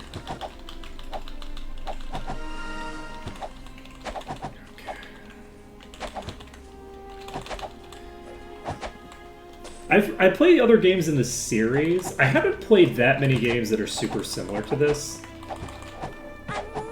Honestly. Badly hurt. Outside of the Might and Magic series. I did do... one of the things is that there's kind of not that many games that are like analogous, because it was like in such a weird in-between state between games like Morrowind, which I feel like are very different than this kind of like pseudo 2D, and the like true 2D like grid-based dungeon crawlers that predate it. And when I was a kid, I actually played a lot of the like grid-based dungeon crawlers. I was really bad at them. I was not like old enough to understand them, and I never played them with my parents to get them to like explain what the fuck was happening to me. So like I made the attempt, but I was bad. This is a problem. Okay, so this is a setup that's going to be a bit hard. We do have to be as careful as I remember being. I don't think we can be... We can't be frivolous here. I don't think. So... This'll be fun. I can't go that way. I don't think that that's a reasonable strategy. I think I do want to pop in. Let's Go to go. the left. There's only the one there. I could actually. One thing that we could. If you're asleep, your spells go down too. But yeah, I have wanted to do more of the games that are adjacent to this kind of series. It's a little dark in here. And it's just that it takes a lot of time, and I haven't gotten I haven't like gotten super into them yet.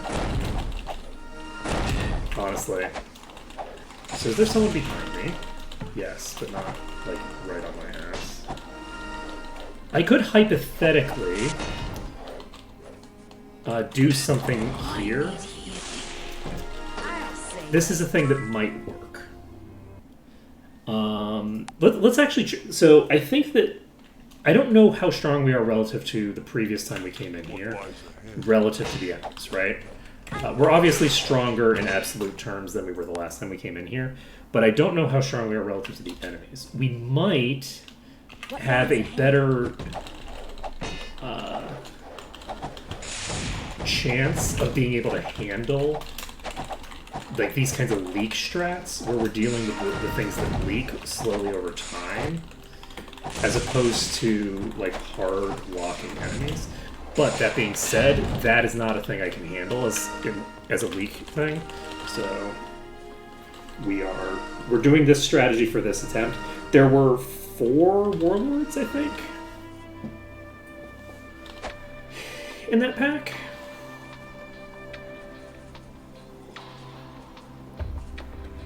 Not feasible. So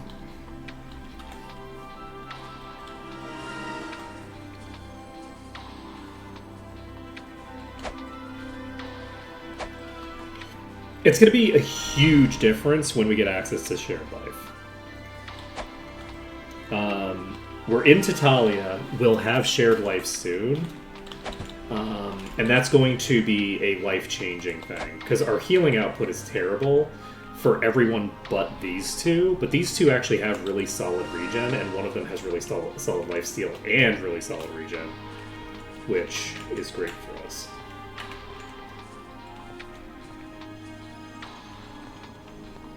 This might actually be one of those circumstances where we made heavy usage of power with reload. We did, didn't we? We were saving in this corner, I think. Once we had gotten this set up, I think we were saving while we were in the corner. Ooh. This is a really interesting setup, actually. I should have probably... I wonder if I should... I'm going to try something a little bit weird here. Not super weird, but just like a what little. lies ahead. I'm going to go around... No, that's not going to work. That pack in the middle there is going to cause problems for me. We can... Come on, do let's this. go in. You know? No. Okay. I'm hesitating too much. I don't really want to do a strategy that's going to Come on, let's go in. require quite as much delicacy as that strategy clearly is going to require. So I'm wondering if there's a setup that I can do that works a bit more Dark in here. with more durability to the setup. Like, these corners I might be able to use if I set them up correctly. Come on, let's go in. So, like, that's... we can't fight if there's a leech in the initial pack. None of our strategies are going to work with a leech in the initial pack. So one thing that we could do is we could try just going upstairs.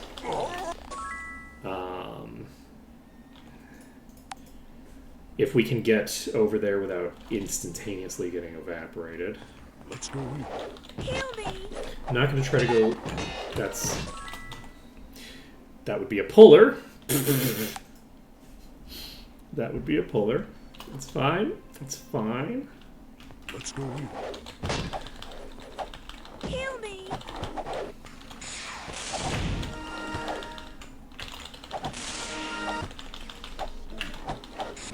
Let's see.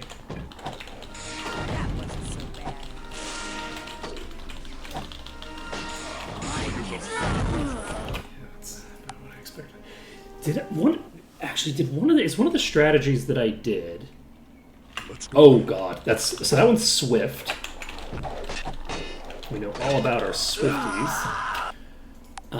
It's one of the strategies that I did for this, and I don't know whether this was a successful or an unsuccessful strategy. Did I actually do this setup, and then when it came time to jump, I jumped over here and went up the other staircase?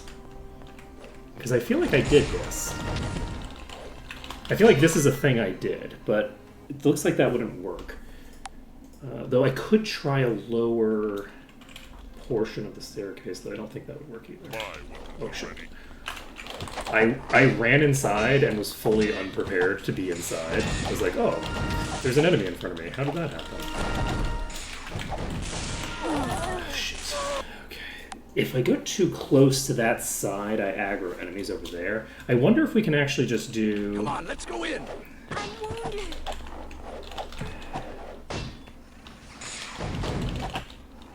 Like, can I do a strat? Oops.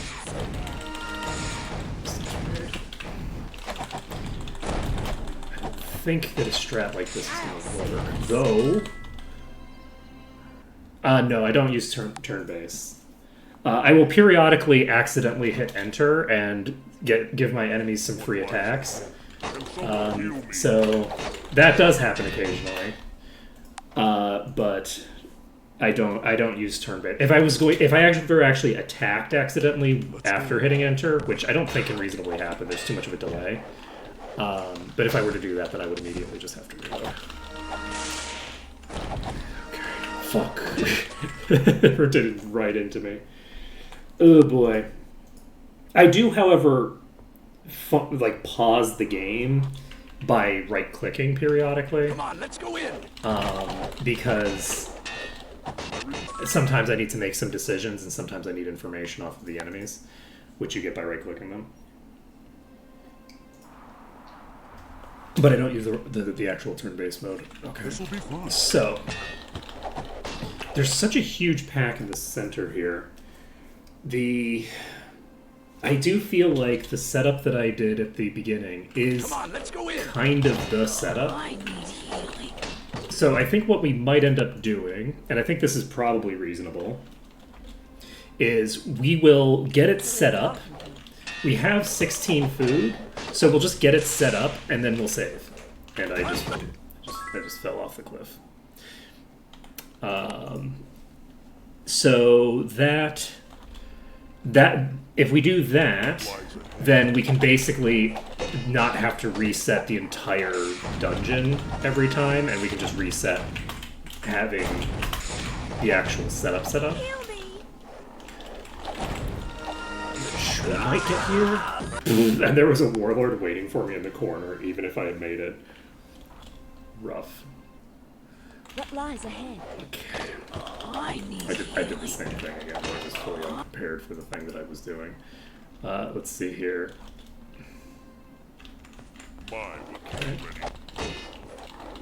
The sheer volume of damage I'm taking right as a burst at the beginning is so loud.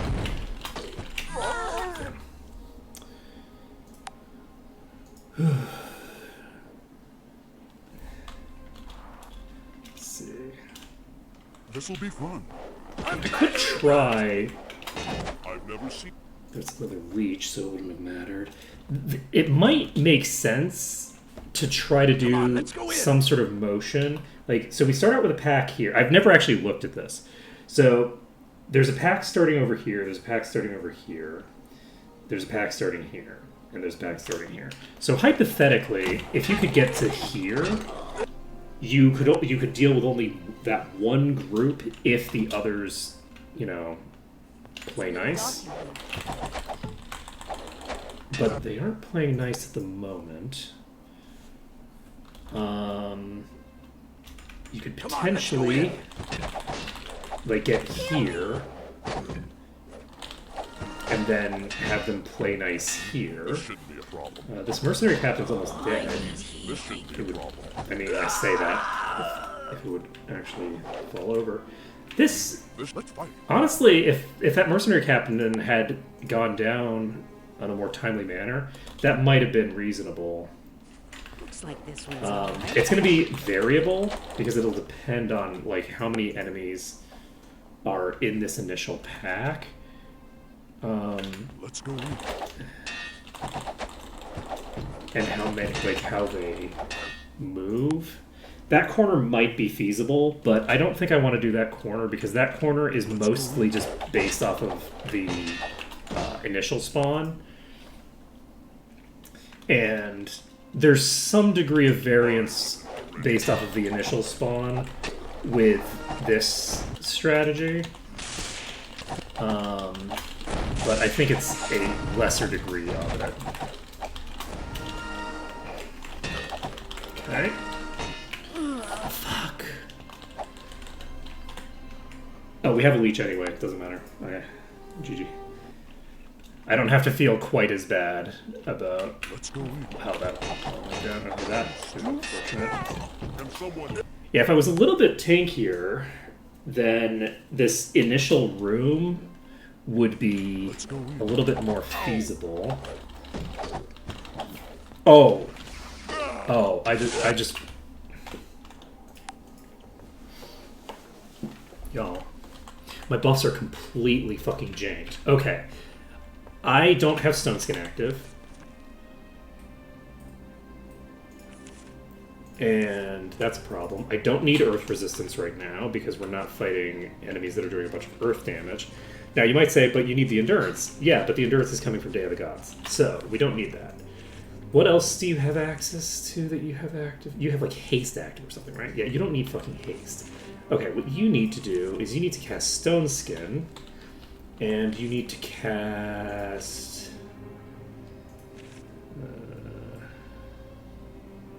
honestly, do you need to cast Haste anyway? Probably... I'm not sure if I need Heroism or Haste more right now. Can I cast either? Let's find out. No. I could drop one of my other spells to be able to do that. I could drop... I can't... The thing is that I can't drop Torchlight until I'm in the dungeon, though. So, I believe there's only the one pedestal here. But it's the pedestal of the gods, which is kind of a big deal. You know, just like a little bit. So we're hitting the Day of the Gods pedestal. That gives us a sizable boost. Preservation and regeneration. What do you have another spell cast? You don't. Do you need another spell cast?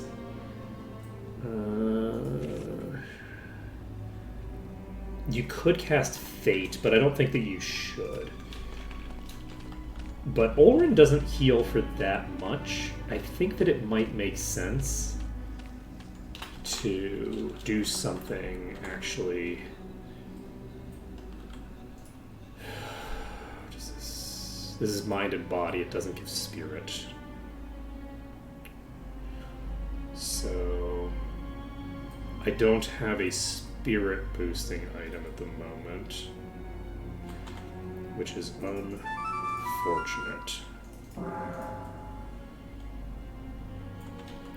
You could probably... No, you can't actually. You're not high enough level yet. In 5 levels, we have a new legendary that we can equip. And if I turn off... I don't need Wizard Eye off the bat, actually. So I could turn Wizard Eye off for the start, because everything that I'm doing visually. The entire movement pattern at the start is visual. So I could turn off Wizard Eye and turn on and leave Torchlight on. Actually, I guess I don't need to do that at the start. Whatever I'm going to do after I have set things up. So, but we do have Stone Skin and Day of the Gods active now. So that should be a pretty sizable boost to our durability. So this initial entry should be a lot easier. And if I get myself... The other thing is that because this initial entry is easier, I might actually be able to do something with this more consistently. Still standing. Oh yeah, we are way tankier with this. So much more tankier, actually.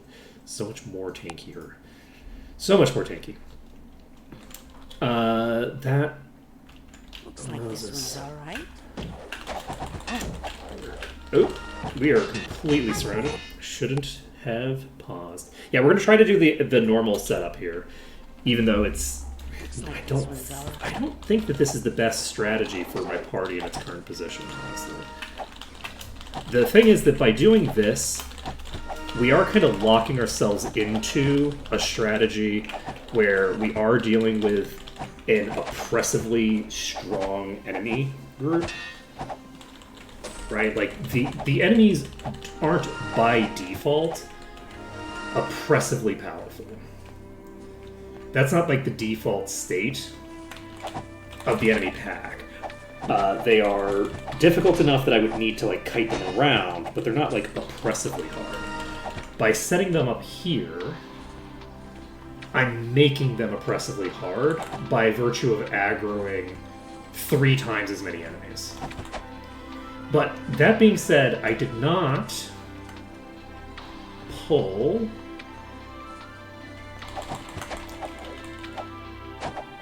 the upstairs this time. So this time I took a shorter route that doesn't pull the upstairs, which was easier for me to accomplish by virtue of my potency boosts.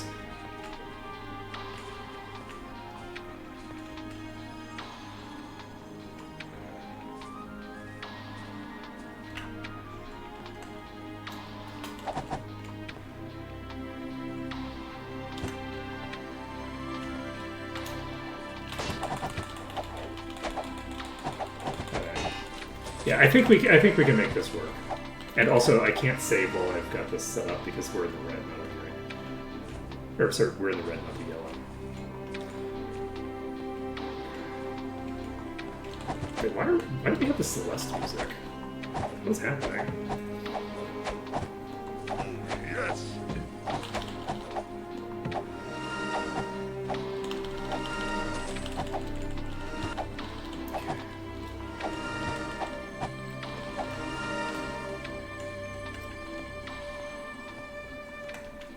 You know what? It's because this is going to be a very blessed attempt. I say as I pull the harder. I'm wounded.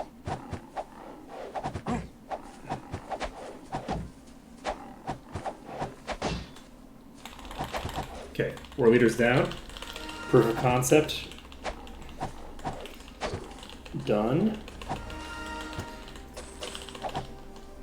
We can handle a single war leader and a mid-tier at the same time. So a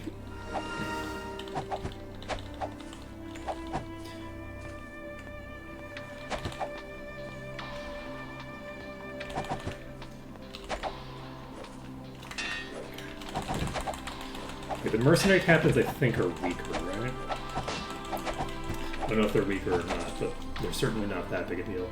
This is only level 49, so the weakest enemies in here are lower level than us at the moment. And I'm going to try continuing to rotate. That hurt.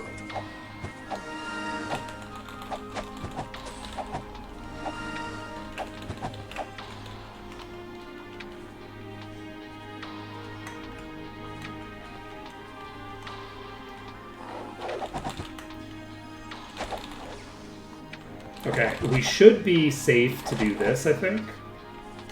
Because I don't think we're going to get out of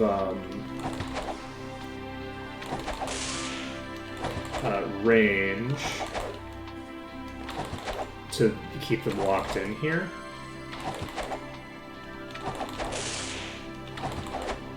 So as long as they stay locked in, we should be able to duck out and tag them. and then duck back in. Oops.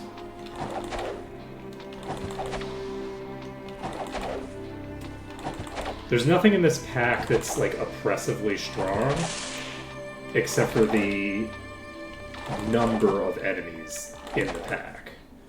So if we let them all get a hit, there's a decent chance that they just kind of give me, because there's just so many here. But it shouldn't take too long to weaken the pack, because they don't have that much HP.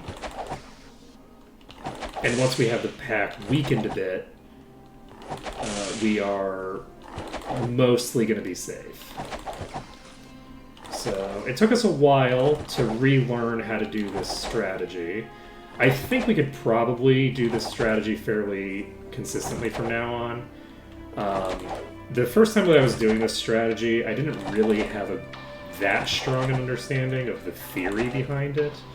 And honestly, until this attempt, I didn't really think about the theory. It wasn't really until I started getting to this corner where I'm like, oh wait, because of the way that this corner works, I actually know exactly why the enemies are behaving the way they are on the other side. I know what's releasing them. What's releasing them is me getting slightly out of melee range with them. So I know why they were being released, and so I know how to control the release of them. In theory. So I think in the future I'd be able to do this with way more consistency. And because we have these corner plays, even if one of these was a boss that we can't, like, brute force, we can still do this strategy as long as it's not a leech. If it's a leech, we can't do this strategy because we'll die to the leech effect in this corner. But outside of a leech, any other type of boss in any position should be viable, as long as I know which side it's on, so I clear the other side first, and then fight it this way. And if I don't know which side it's on, and I have a 50-50 shot of guessing the correct side. Well, actually, no, I have more than a 50-50 chance, because one side is going to have more enemies in the side than the other side has. And if I choose to, clear the side with more enemies by doing it this way, then we will have more of the pack being killed from a position of safety. Now, obviously, if it's a swapper, the fact that I'm periodically messing up and getting tagged by these, I'd have to be more consistent. Oh, yes. If I was doing this with a swapper or something like that. But there we go. We're now in the yellow. We have 16 food, and 16 food is enough to save while in the yellow. So we're saving this under dungeon. We've cleared this initial bit. That's 30% of the dungeon done, and halfway toward the ability to leave to save. So we're going to try and fail to set these up the way we want. But we do set them up in a way that we don't want, that we could... Oh, wait! Some of these dropped down. That's interesting. Can I exploit that in some way? Yes, but how to do it?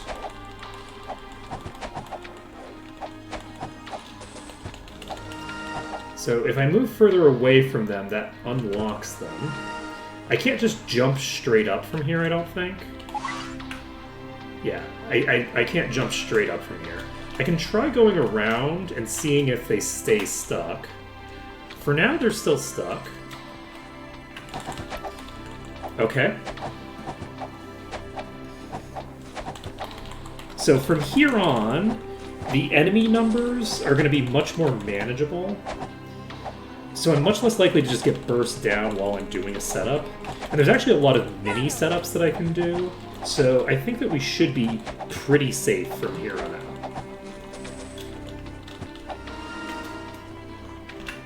Like, that was obviously a pretty extreme overpull that I just did. They just warped back home.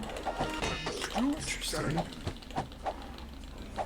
They're warping home. So this is different from before. The last time we came in here, enemies didn't warp home if they got, like, out of bounds. I don't know how they're getting to a position where they're considering themselves out of bounds at the moment, but I guess that's fine. It makes this setup a little less consistent because an enemy gets set up once and then you might have to set them up again.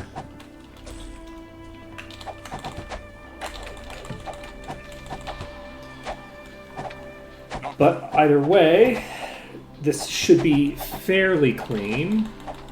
Once we've done this, we'll also be able to turn in a quest. So hopefully we will be able to get my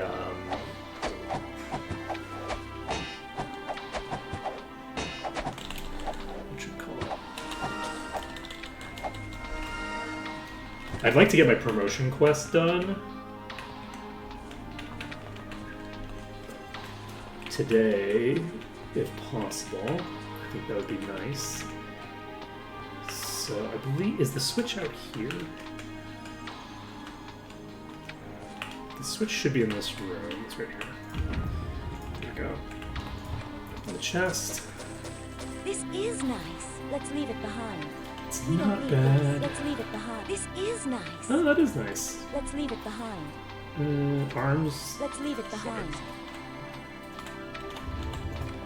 This is nice. Okay, we have a spear that's probably not going to be useful.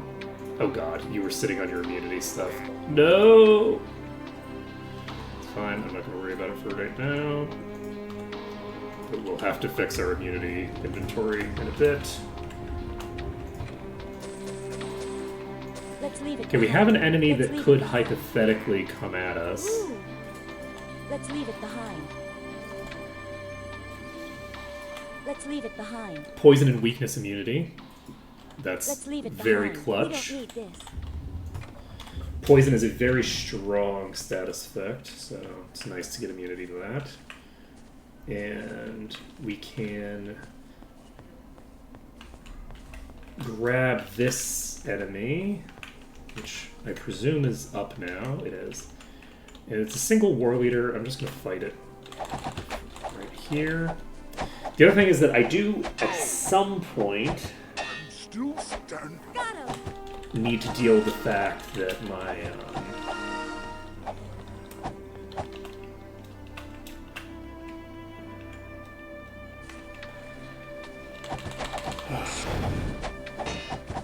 where the hell did you come from? Still Is stand. that downstairs?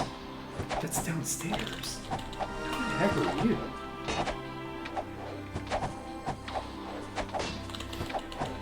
Food is a concern. I should have just stayed in. It was low enough that I should have stayed in. Probably it was more of a risk to come here because I might have screwed up the pull. There's another one coming. Interesting. And it is another war leader. Okay. Don't like you one-shotting a monk. But that's cleared. Okay. War leader's toast. That is way more than I should have pulled, honestly. That wasn't so bad. Okay. We stand right here. I'm gonna go to here. They're all gonna sync up here, actually. Could I actually... not necessarily consistently. Got him. Go down.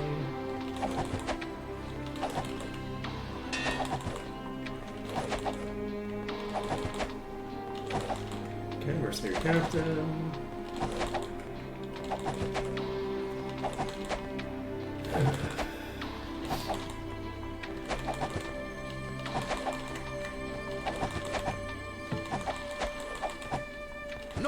for me. Okay, that is another war leader. I don't know how we keep aggroing war leaders from downstairs one at a time, but you know, I'll take it. Especially as they like wander back and forth like weirdos. That wasn't so bad. Okay, that one's toast. Okay, we cleared a good portion of the right side here. I'm gonna aggro the left side and just stand in a position where they hopefully don't kill me. Did not kill me. We're at 53%. We are in the yellow, so we cannot save, but we can save at the entrance. Let's go. Okay, so we have 2 more saves before... Oh, God. Before we have to be super concerned about things. Let's get out of here. I'm going to rotate to this corner in the hopes that they leak a little bit or just fully lock themselves in a corner. Looks like they're going to leak a little bit more than I'd like. But honestly, this is fine. I'm not sure if these can hit me. It looks like they can. I was wondering whether they were just confused, but I think they were just having a difficult time actually landing the hit. I have pretty high AC right now. Okay.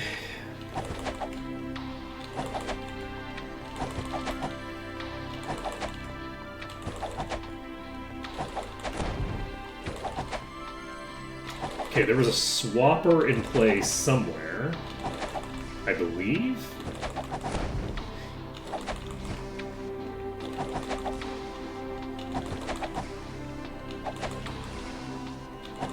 Got it.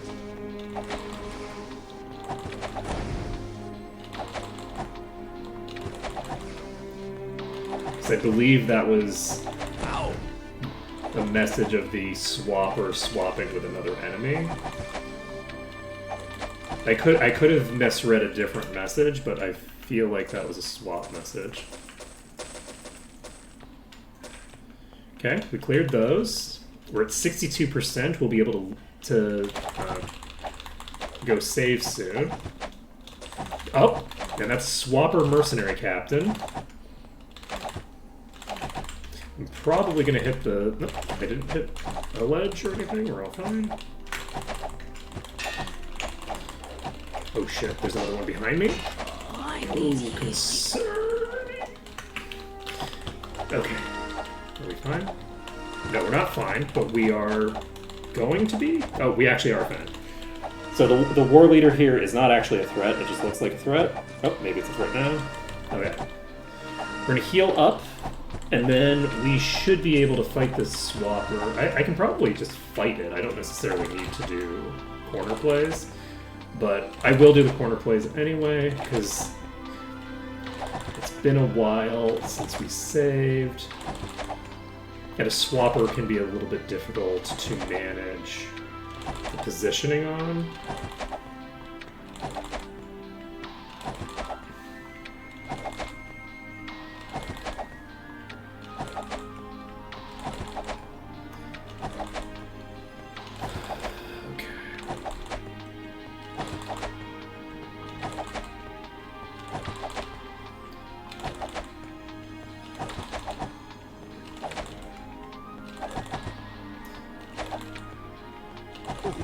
Okay.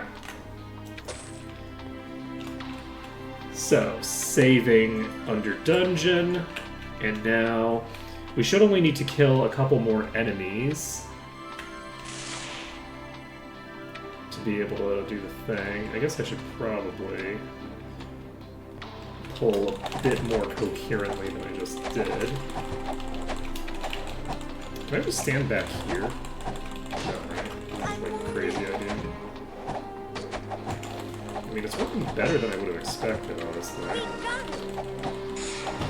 But yeah, we cannot keep doing this forever. Alright, we're going upstairs. It's not out of control. This is out of hand! Okay. Yeah, we pulled way too many. Oh, 6 red. Unfortunately, I am vulnerable to getting blasted by the Magi, and I am also vulnerable to leaks. Just generally. Like, this is leaked, even though it hasn't gotten around the corner. It's leaked close enough to the corner. We're just going to jump down.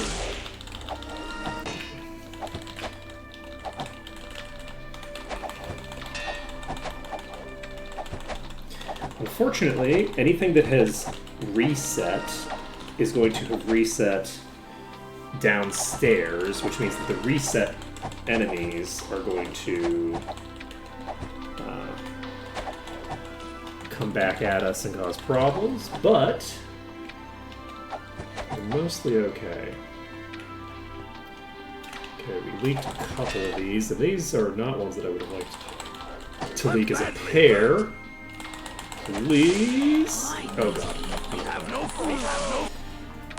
I honestly wasn't expecting that the Ogre Magi were going to hit that hard.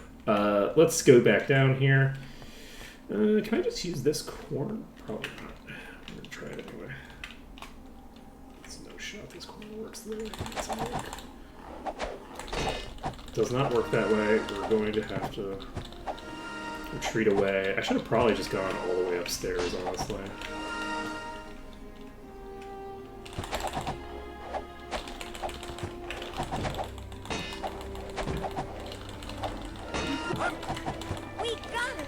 Clearing that one. We're going back to this room here. I'm actually going to try to use this corner. This corner does not work very well. At least not with that setup. Okay. Okay. These have both leaked. We have another corner we can pull them to.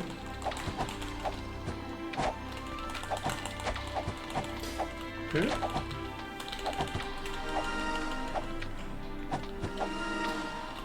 That's fine. Can I just go... Can't pull you to here, I don't think. I'll try to get some of these pulled to a nice, safe position. I really struggle to accomplish my actual goal here, potentially. Getting the Magi down is a big deal for this pack. Oh, there we go. We got one that leaked all the way over here. So this Magi leaked just all the way up. That's great. Oh, this one leaked as well. I think we can take a single Magi without problem. Yes. The issue is... Oh, boy. I feel like we're seeing a bit of a repeat of the last time, but this time the Magi is already down. Okay. I think we're going to be okay to clear the rest of this pack, and then we can,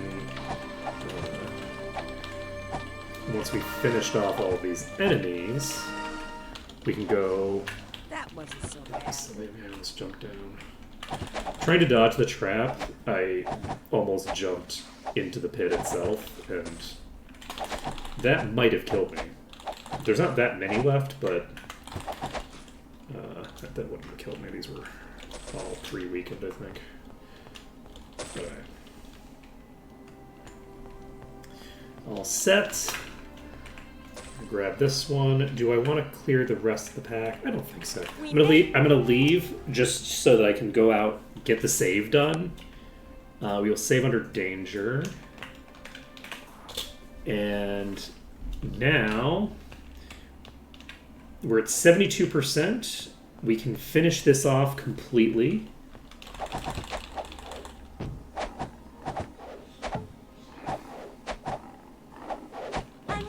Maybe. Okay, that's a no. I'm not gonna be able to... I was hoping to clear out the war leader before we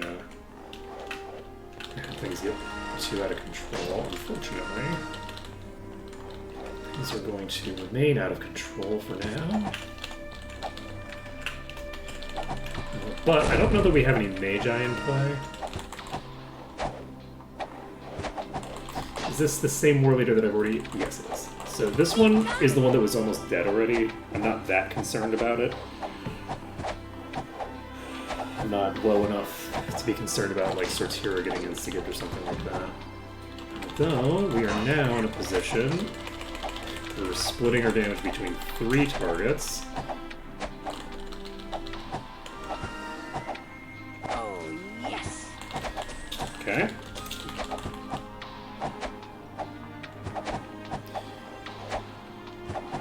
And next is going to be Dragoon Stronghold.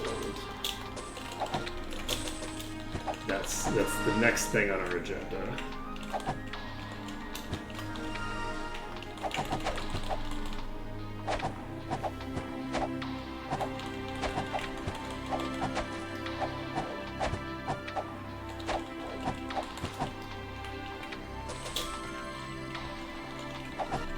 Okay. And I think I'm gonna just walk outside and say it again because I can. And you know, as long as we're like at the entrance, we might as well just take advantage of that. We can pop back in here. And we can go over here. And there's enemies upstairs that are not going to come down casually, but will once we start moving into here. I think the mages we have fairly weak resistance to. Whoopsies. Excuse me? Oh! One of them fell down. I was like, what is happening? What corner am I running into? Because I wasn't looking at my mini-map. Let's see here. What is happening? And the answer is we got pincered.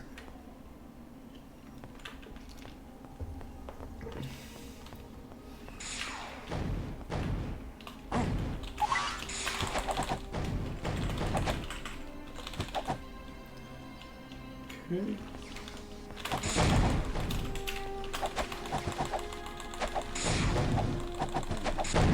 Got him.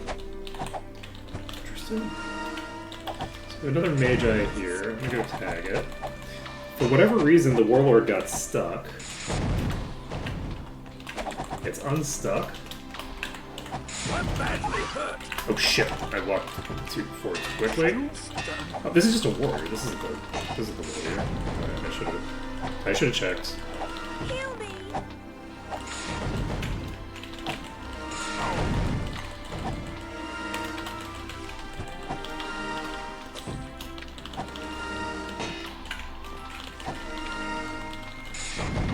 How dare you? Are you weaker? Yeah, workers.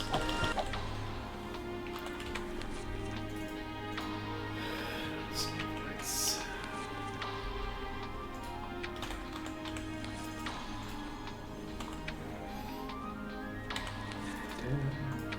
Okay. Okay, we've got a war leader here.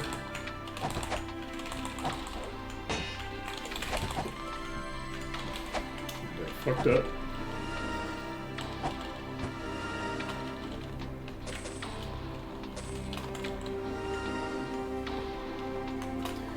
Don't have the key for this. Okay, we have aggroed a mage. I'm gonna go to this corner. Okay, that's toast. So we have mages over here. I'm not super comfortable trying to fight them in a brute force contest. 'Cause I don't...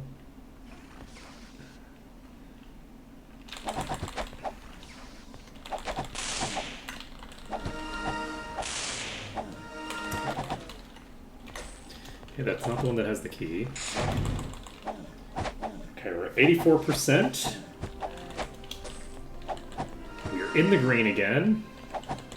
We're no longer in the green. If I go over here, we're in the green again. Okay, I'm gonna go ahead and save this under dungeon, because we already have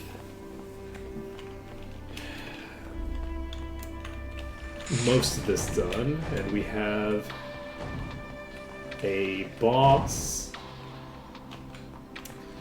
And this is a boss I don't remember if Ogre Magi have melee attacks or not.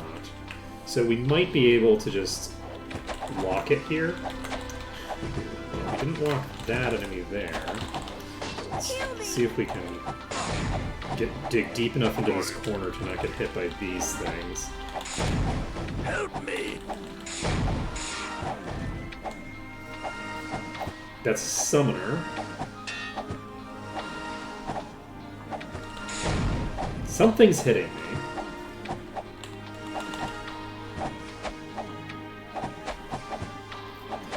Once we clear this summoner out, that should help us a lot.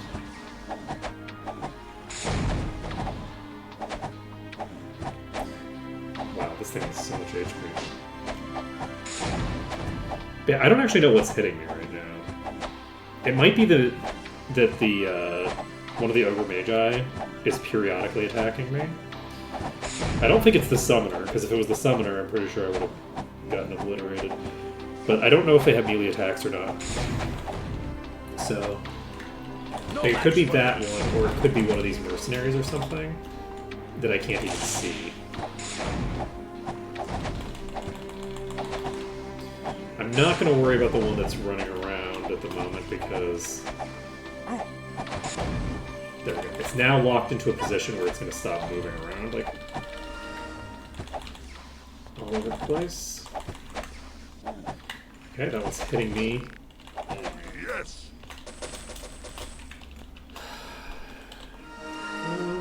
We also have Remove Curse as our primary healing spell, which is pretty convenient when certain characters get cursed.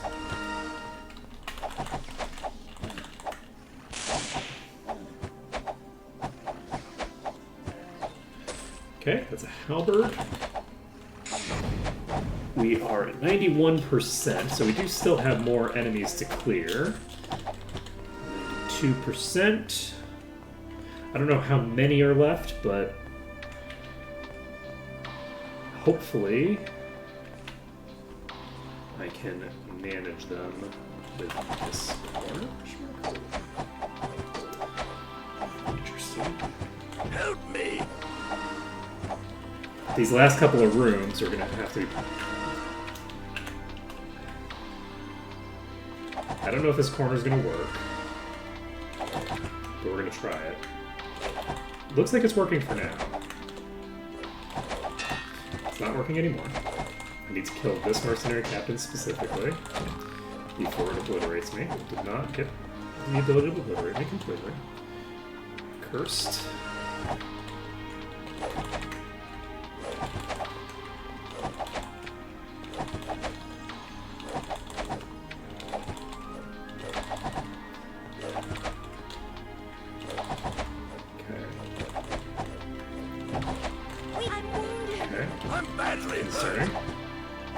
Okay, they can't hit me from here, so we can heal up a bit.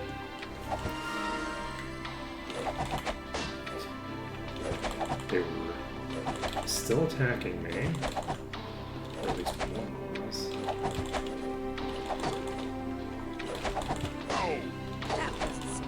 Okay, I think we're mostly in the clear here. We're just gonna clear these out. Okay, we're at 99%. So there's presumably only one enemy left. Is it the boss? Is there just a single Ogre Magi just chilling around this corner? Nope, there's more than one. Tis but a scratch. Ouch. How dare you? How very dare. Let's see. Hey, got it. Does the Axe of Balthazar...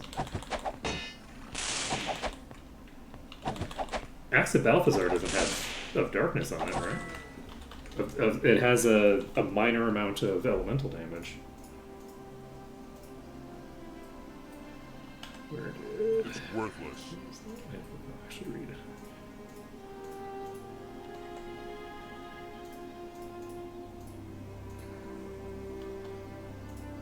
It's in my inventory somewhere. Oh, I have it equipped, don't I? Yes. This one? Oh. Gotcha. So you're saying that the offhand's darkness effect isn't working Still standing. when you have the Axe of Balthazar in your main hand. All I need here. Oh shit.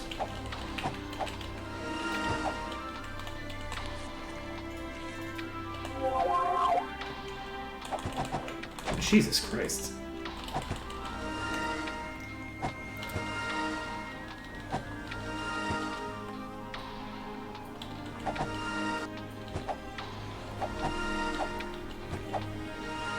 Interesting. Yeah, I guess you could just swap the two weapons then.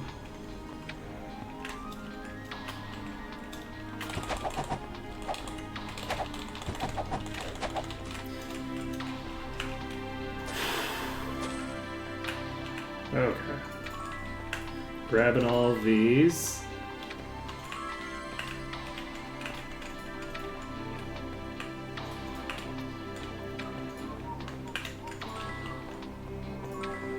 Just because we can, and we have the thing on somebody, right? It's locked. It's locked. The door's It secure. appears to be locked. I think we'll need a key.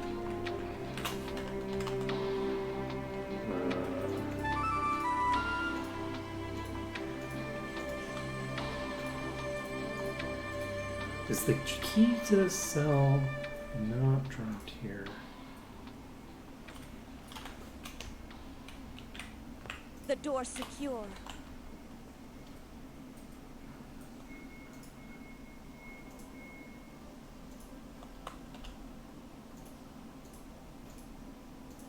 I thought it was dropped by one of the ogre magi.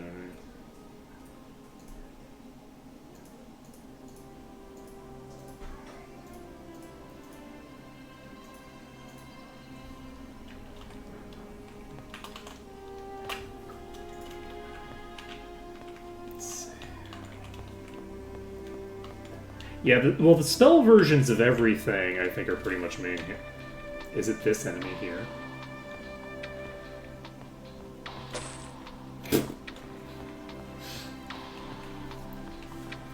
Maybe it's the last enemy you loot. It might drop off of the last enemy in the dungeon. I think that might be it.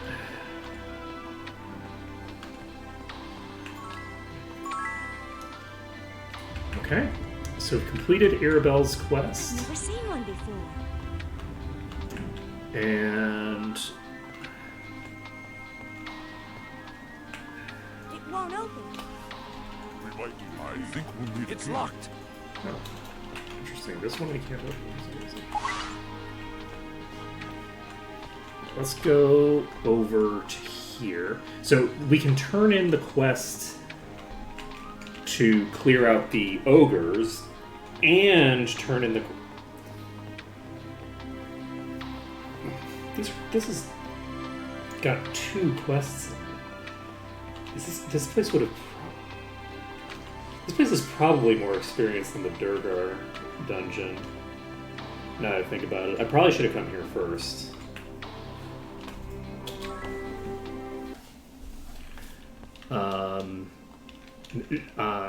Yeah, I think I probably should have come here first. This does have two quests, so this probably would have been the preferable routing. There's only one quest I can do in the Thinger, and it's only worth like half a level, I think. Right? I think that the Thinger quest was half a level. We're also going to see if we even took long enough to get to 3 o'clock, or to get to 3 o'clock twice, which I don't know that we did. But it doesn't really matter, because we finished with the Ogre Stronghold, and now we just need to rotate over, turn this quest in, go back to Ravenshore, turn the quest in there, make another attempt at the Infinite Arena, and... do inventory management, maybe? Yeah, we need to do inventory management before we take on a big dungeon like the Thinger. Let's see. I don't think I have any lost singers. Let's see right here, right? It's safe to travel again. Okay. Save the game. Very weak. Let's see.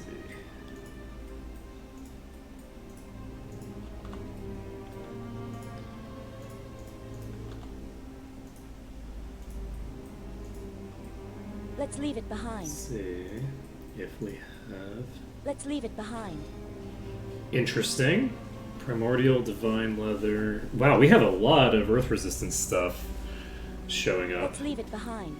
We don't need right this. after we clear the place that we needed earth resistance for. You know? Seems legit. Okay, we do still have 2 of those. I was a little concerned they've been stolen by a thief. Who needs it? But no, they have not. Okay. What are we doing? Alright, we're going to have a little bit of a pain in the ass getting rid of all of our old stuff, but I think we've done the quests that we need to do here.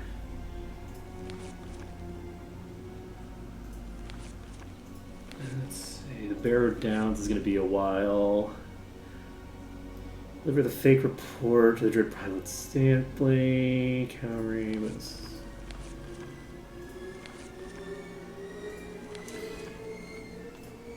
Let's see. Sherry, Kilburn Shield. So, we're gonna go turn in. We're just gonna walk south, I guess. And we're gonna go turn in this quest. Once we've turned in this, we can head to the Infinite Arena. Technically, we could head to the Infinite Arena before we turn in the quest, and we should. Let's do that. We're gonna turn in the. We're gonna do the Infinite Arena first. We may or may not be able to clear it. Once we've cleared the Infinite Arena area, or we have failed to a few times, we will move on to the next phase, with the next phase being the next quest turn-in, followed by a trip to Might and Magic 6. And I'm going to hold off on looking at my experience until we have turned in this other quest, because I think that is appropriate. The other thing is that I guess it makes a degree of sense for me to do the turn-in first, so that I'm in the best position for being able to clear the Endless Arena, because that extra couple of levels could help. So maybe I should do the turn-in first. I guess I'll do the turn-in first. In theory, it reduces my EXP gain a little bit from the Endless Arena, but the Endless Arena isn't really a very major component of my overall EXP gain. It's a fairly minor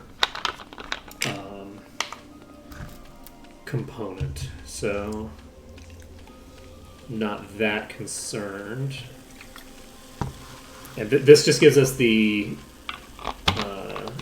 ability to say, okay, this has been a good faith effort, without having to do a few rounds, go, okay, I can't do it, but maybe I could if I had a couple of levels, then go get a couple of levels. And then, actually, I guess I can't train now, can I? Now that I think about it. Well, you know, mistakes were made, but that's fine. It doesn't make it. I can't train here because this place isn't high enough level for me to train. I'm not going to go all the way back to the place. Looks like this one's all right. Has it been long enough at this place? It's been so long this place is actually reset. Wild. Alright. Is it that way? Yes. Nope.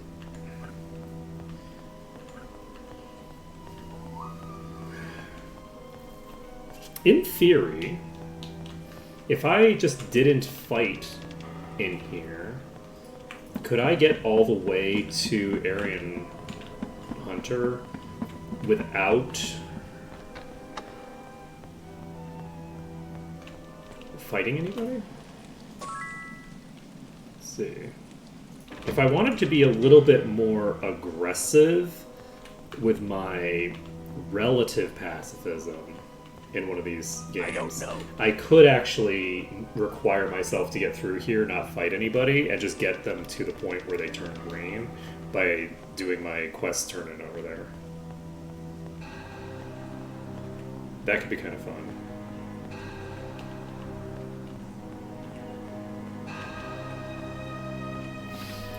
I don't know why I would want to, though. Honestly. I don't know why. Okay, so I think we are eligible now for 62. We have 22 levels gained in Might and Magic 8 now, so we're 2 levels ahead of the other two. So I'm pretty sure that 7 is going to outpace 8 immediately once I turn in that quest. Let's see. It might be... So there's a couple of things that it could be tied to. It's possible that it's tied to the Axe of Balthazar and the way that it's coded. Honestly, I would put a bug report. If you're seeing the Of Darkness effect working with other weapons and not the Axe of Balthazar specifically, I would put in a bug report. There's the possibility, though, that it's because, like, maybe you can't have both an elemental effect and Of Darkness at the same time. So the elemental effect is, like, overriding it or something. I'm not super convinced by that explanation compared to it just being the Axe of Balthazar specifically having a problem. That seems like a fairly reasonable interpretation. Like, the Axe of Balthazar is bugged. So that would be the thing that I would go to, is there's something wrong with the way that the Axe of Balthazar's effect is coded. Let's see. I'm going to hold on to this. Sortira does not do a lot of damage, but she does do some. So I'm not necessarily interested in dropping her damage pretty much to 0 at the moment. But because of the fact that she does have to maintain my effects, this might be the prison key for the other door that I couldn't figure out how to open. Let's see here.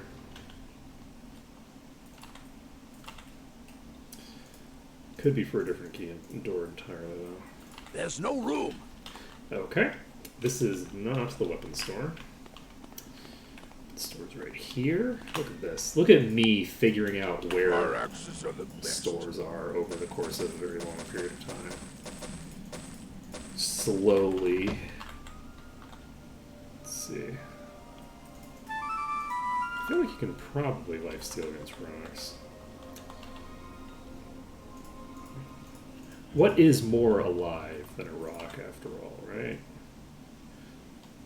They're the livingest of things, one might say. Okay. This is a level 31 of the dragon. This is a level 37 of darkness. They're both not legendary.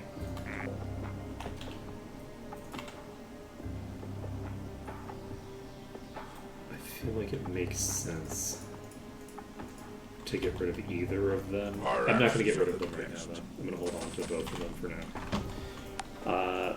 I managed to get some really good work out of the dragon effect on my knight. As long as I'm dual wielding, I do think that Of the Dragon is fairly useful. Especially if you can get the thing that allows it to scale off of your primary stat. Let's see here. Our axes are the best. Okay, we can sell you. Sell you. Can't sell either of you. This is legendary. Can't sell it. Okay. You're done. Alright, I think we're done with weapons for now. So, next on our agenda is armor. No armor on you. Armor? Yes. Armor. Terrible, terrible, terrible. This is potentially useful, but not for you. Let's see. So not for you. There's no room. Not for you. And not for you. So we can just sell it. It is technically resistance gear, but I'm not super invested. This is immunity gear. We need to put it in here somewhere. This is not immunity gear, so we can get rid of it. Not immunity gear, we can get rid of it. We have multiple pieces of death and eradication immunity now. So once we start running into enemies that are just giving us with those, we are going to invest into that. Mind of Doom. This all resists. I'm gonna go with this. This does have 52 speed though. No, this has all stats. Much rather have the all stats. Okay. There's no room.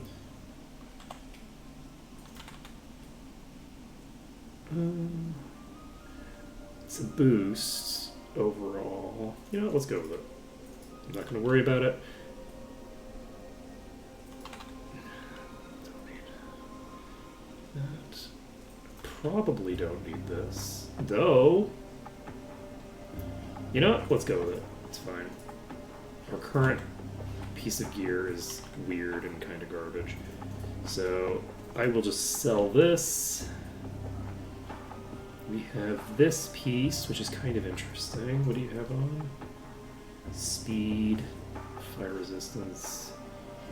I'm happy to equip this, actually. This was fire resistance, speed.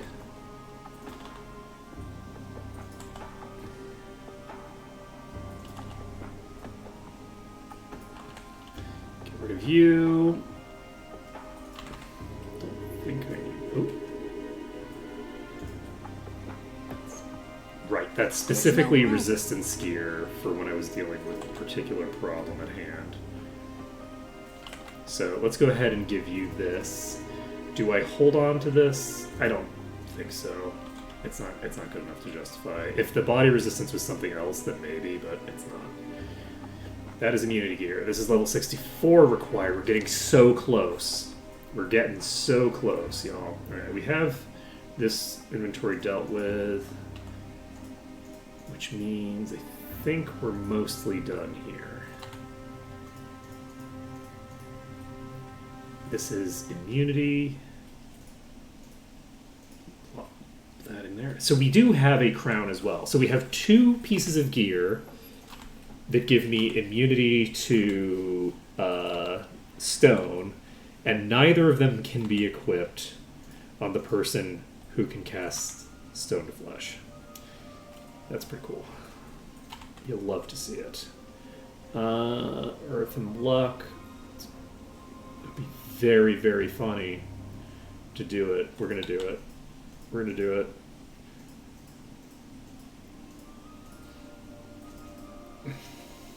So much earth resistance. Look at that, 82%. Let's go. Let's go, Kamadatin. Ain't nobody gonna hit you with earth damage. Okay, rocks ain't got nothing. Let's see.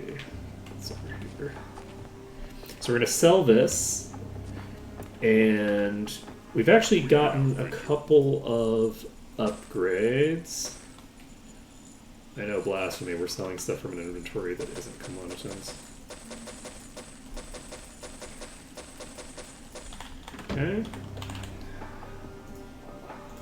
Boop.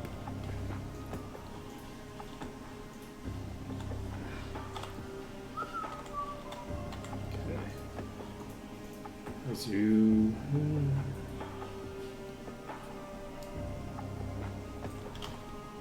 We can outfit you. These two, not worry about it.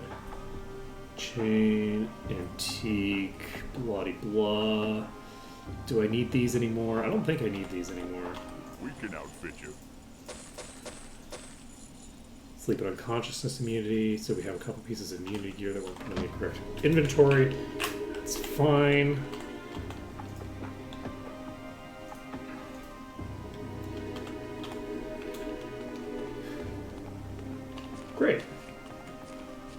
That's very good. It's very, very handy, you know, when every time you see something Selection of heirloom and you artifacts. like file a report on it, it's such a convenience for the developers.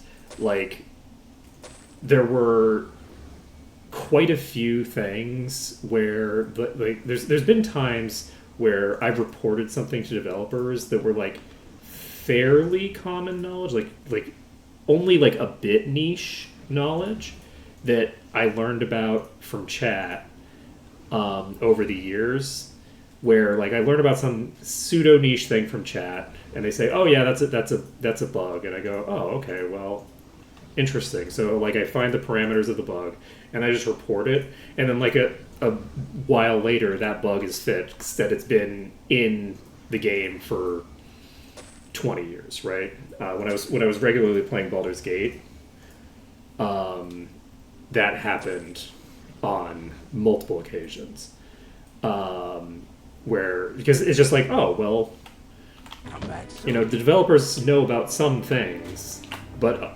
like even if a developer has in their mind somewhere, oh right, there's this bug. Even if it exists somewhere in their mind and they're technically aware of it, that doesn't mean when they go to work they're going to remember it because it's not currently in their system anywhere. So anyway, it's great to file reports whenever you can. So good job, especially for niche stuff like that, where it's like, oh, specifically like the Axe of Balthazar is maybe doing like some wonky shit where it invalidates the special effects of the weapon in your offhand. Like, that's a really niche thing to be able to notice. It's really noticeable with darkness, This'll be but you fun. need to have that combination in order to really notice it, right? It's less obvious. Like, if it's invalidating the offhand completely, you wouldn't know that, like, your offhand isn't doing, like, the extra fire damage on it or whatever. But like, it's still a major. It's dropping your damage, and it's impacting you dramatically, but not in a way that's visible to you. In the sense of like you can't immediately identify that that's what's happening.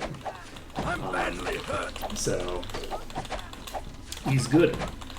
We're gonna see if we can clear through these before another set of them shows up and just obliterates us.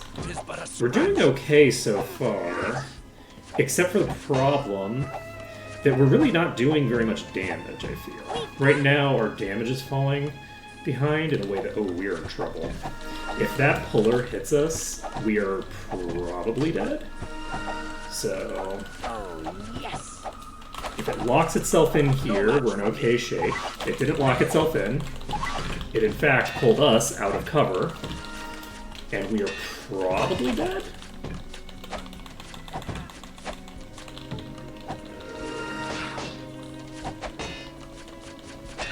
I require assistance. We might not be dead. We're probably dead. Again, oh god! The puller's right there. Oh boy. This is close. We have more ability to come back from stuff than we did before, but I think our damage is just too far behind the curve. We would have run out of time there. Even if we hadn't gotten killed, we would have had the second wave spawn on us. So I'm actually not going to worry about doing that, because I don't think that that's super viable right now. And mostly I'm saying that because I think that that's reasonably accurate. I'm also partially saying that just because it's 12 o'clock and I want to be able to get into the next bit. So, let's see. We're going to Might Magic 6. And we are going to head into the Dragoon Caves. So we're going to see how tough that is. My guess is probably not very.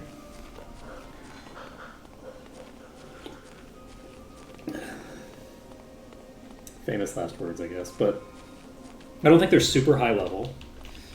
And they are there are quite a few positions that we can get them in that are good for us. We might not be able to train, actually. Now I think about it. I walked right by this needle. I don't know if we can... I don't know if we can train an Iron Fist. Iron Fist was a fairly early place for us to go to.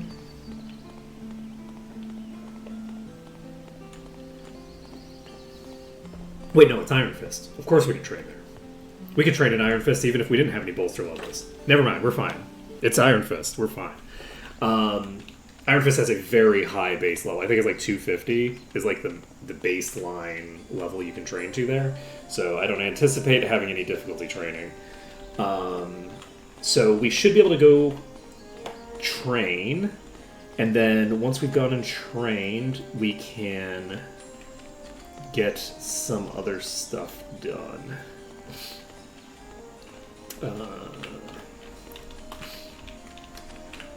Hey, look at the train. Yes. Well done. Well done. And well it's done. possible. Let's see. Yes, you're basically just replacing the existing MAW files with the new ones. Let's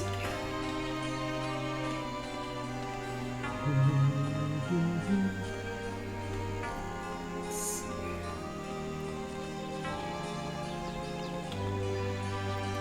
Yep, and you don't need to download anything other than the MAW thing.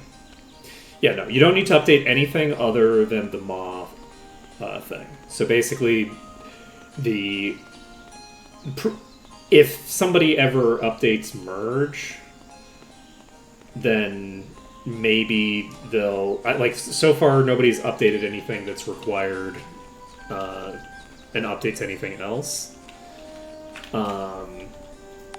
But in theory, there might come a time where you basically need to update the other files as well. But as of right now, none of the updates have required anything more than just updating the actual MAW files. Come on, let's go in. And we don't actually start out with any enemies here. It's almost like Might and Magic 6 doesn't typically have huge... Hey, there's some ore there.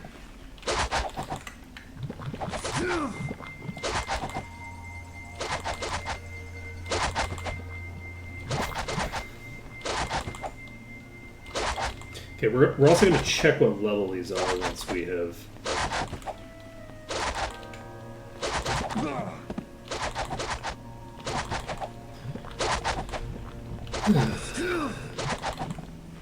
You know, they're pretty tanky. I only have 5 food. This is level 64, so not super high level.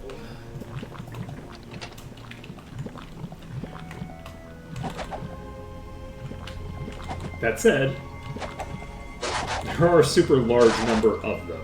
So let's just use this corner to get the job done.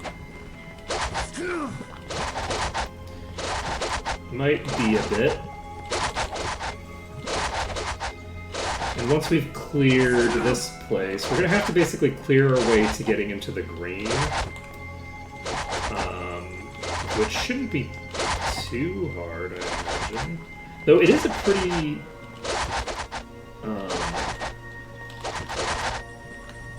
the dungeon is set up in such a way that we have quite a lot of upstairs, downstairs activity. So we'll need to clear out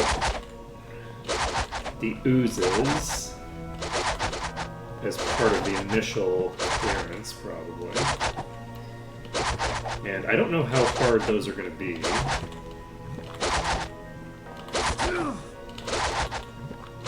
To get done. We'll just have to see.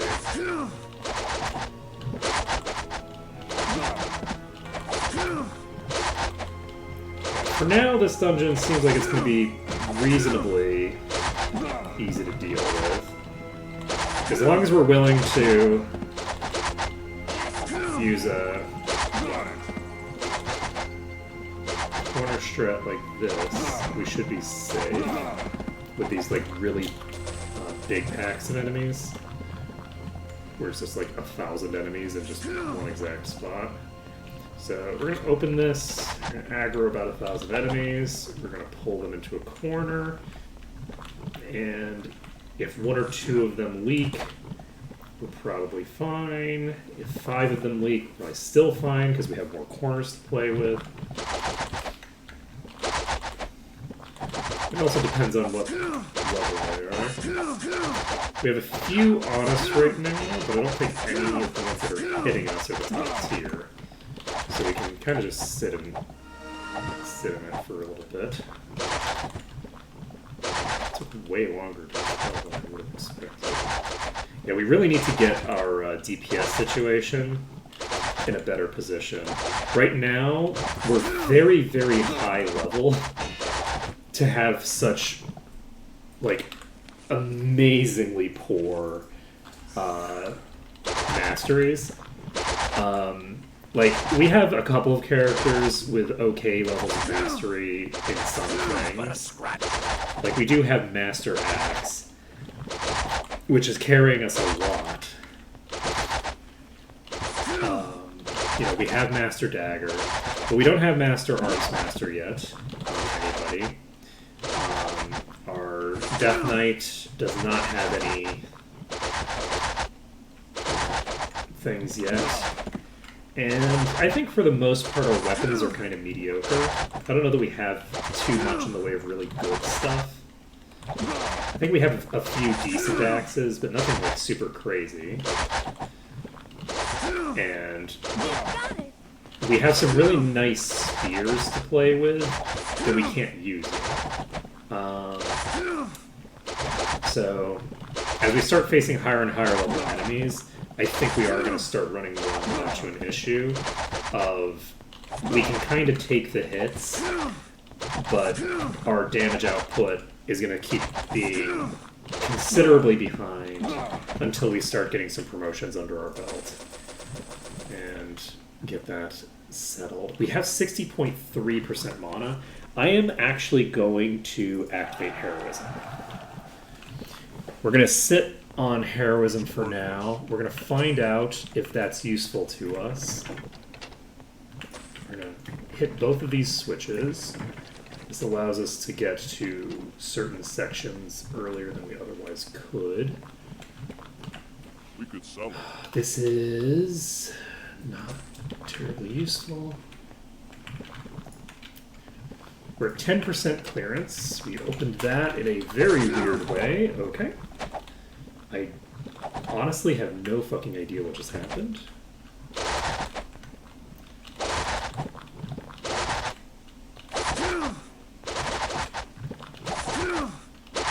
It is funny how long it took for me to realize that I could die behind cover, considering that I've known about it, like, on some level, for a really long time. Did I just establish myself as unwilling to use it as a tactic in vanilla at some point and just refuse to think about it further?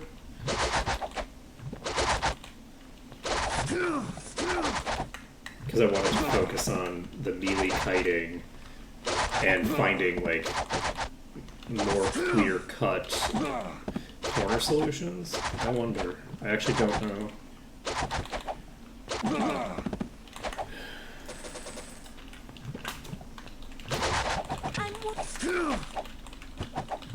Okay.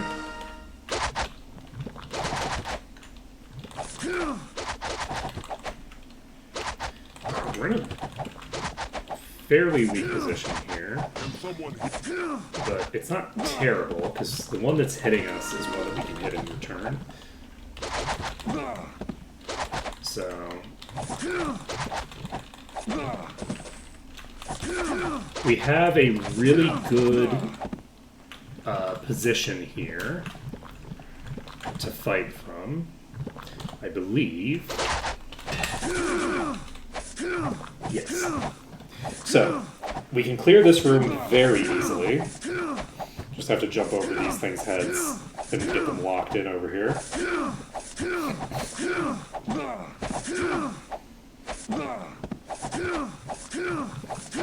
From here, we can go deal with No match for me. the oozes. And I don't know how strong the oozes are going to be either. I think oozes have a particularly strong attack. Like, I think Toxic Cloud scales really well. Like, you can see when we get into, like, the arena that, like, some of the enemies, like, the enemy levels are randomized in the arena. So you have, like, these high-tier enemies with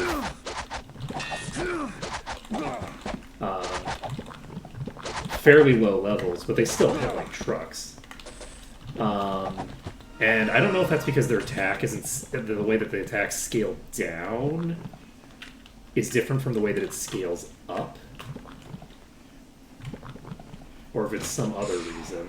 I'm actually curious to try locking them in position. Oh, right, they have melee attacks.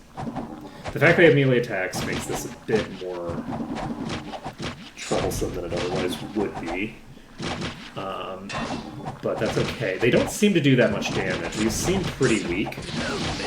Yep, outside of that attack. That attack is extremely strong and is going to cause problems for us. We're going to get into this corner and see if that's sufficient. It's not. We're going to get out.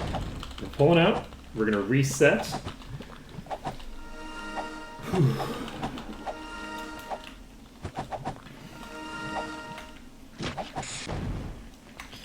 And Toxic Cloud is dark damage.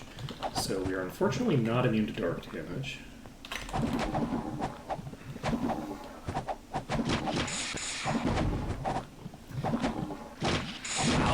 I think these are all doing water damage.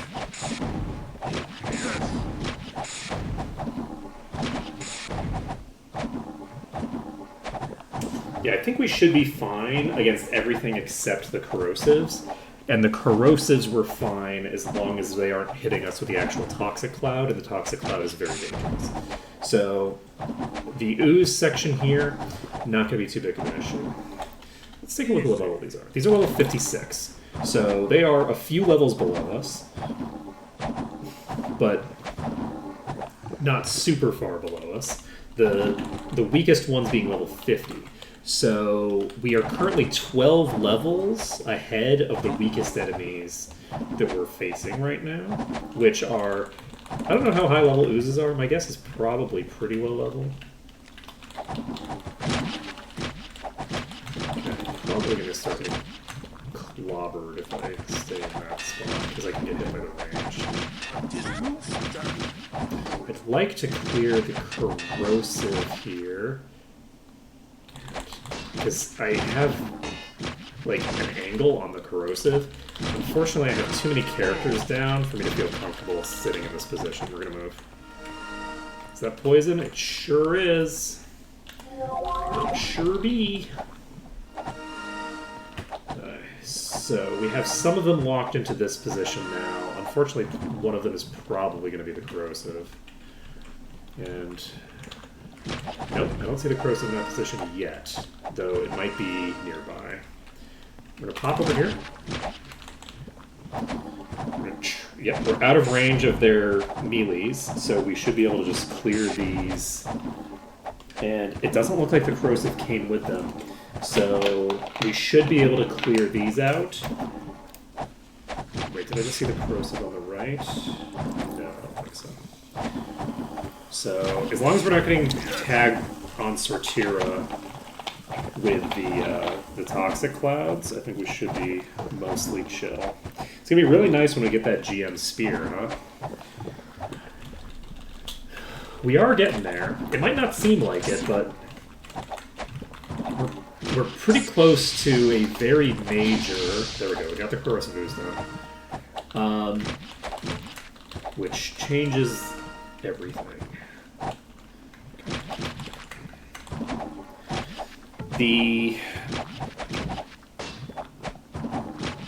We're going to have a really big jump in power kind of all at once, right? So not all at once. It's probably going to be over the course of like a week and a half, maybe. That's that overstatement. We're clearing dungeons way faster than we used to be.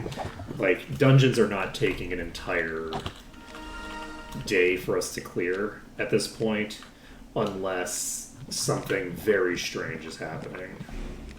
So I think we've cleared enough of this section that we can save if we clear this path down here. So we're going to ignore the other parts of the sewer in favor of going over here and starting to clear the enemies out of here. Unfortunately, we have somehow managed to aggro enemies from all over the planet. We have multiple reds on us, so we are just going to walk over here. And unfortunately, we lose characters very quickly. And they are on the wrong side, which causes a... Oh! I might die. We're gonna die. We're probably boned. You're gonna block me off. Oh god, this thing's gonna block me off and kill me! It was standing in front of the entrance. Oh my god. Oh my god, the body block. God. I should have just gone upstairs. We're going to double speed. Okay, we have a boss immediately. They're hitting me through the wall. I love that for them. Do we do some shady shit? No, because it's a polar. So we're not going to try anything super shady yet, but we do need to get that progress back. And getting that progress back is going to be a bit of a pain in the ass. That's so sad. I can't. That really.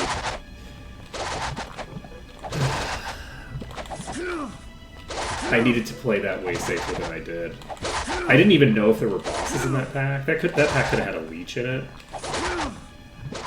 There were so many misplays that I did there. Like, it's hard to even count them. I misplayed that so badly.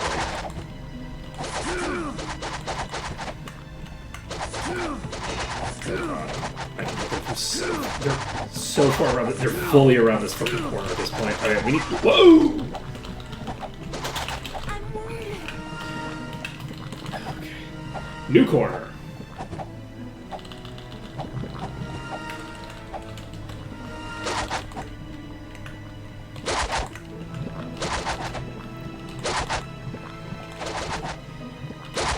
Okay. It should.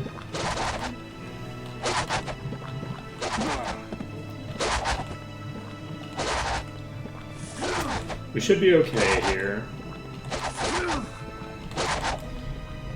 It was a bit spooky. But yeah, I was not respecting this dungeon enough. God damn it. That cost us what, like 15 minutes? That's a big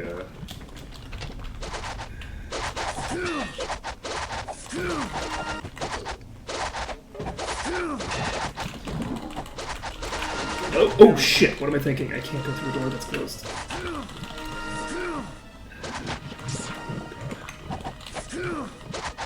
So there's somebody attacking me through this wall.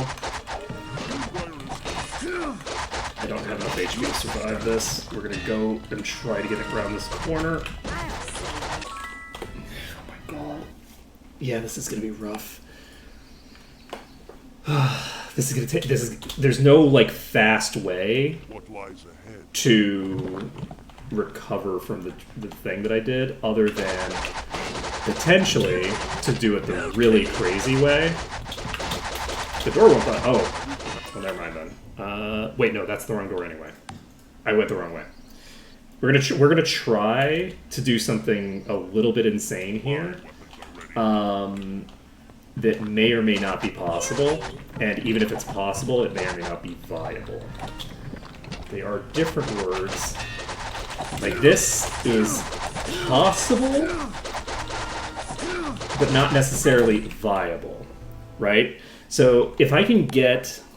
I'm going to try that one more time, because that was a pretty extreme version of that particular pack, and we can save a huge amount of time if this pack is weak enough for us to do what I want to do. That being said, I might be able to... Let's try to do this even with that pack being big This one's all by seeing if we can use the corner that's right next to them to fight them in, like, right here. Like, can I just stand here? No, right? Like, this is... They're all going to be able to beat them. Like, not necessarily all, but like, close enough for everyone, right? Like, this is a bad corner. So, I can go over here. Yeah, we're going to have to pull them to that door, which means that the other enemies are probably going to retain their relevance. That being the case, the other thing that I could hypothetically do... Can I get through this window? I don't think I can get through this window, unfortunately. If I could jump through that window, I could engage in some shenanigans with the window. There are not enough enemies here to stop me. Okay. So we have one that's come through here.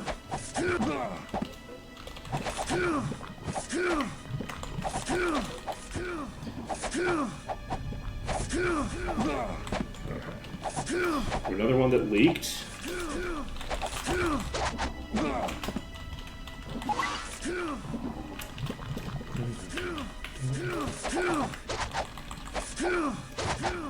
Okay, it's downstairs now.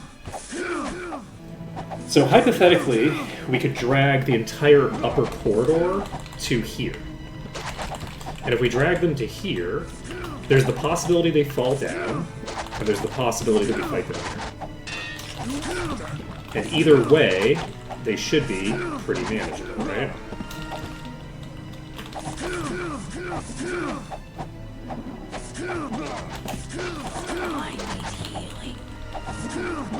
Okay, that brigade's down.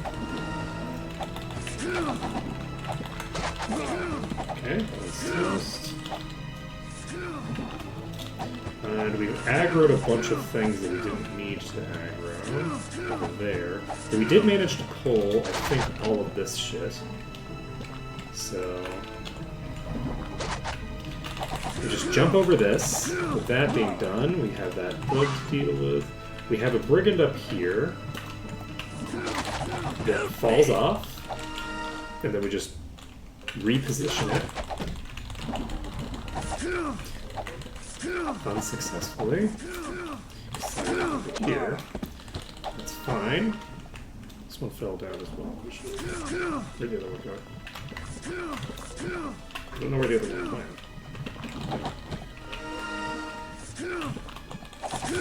Alright. Clearing through these.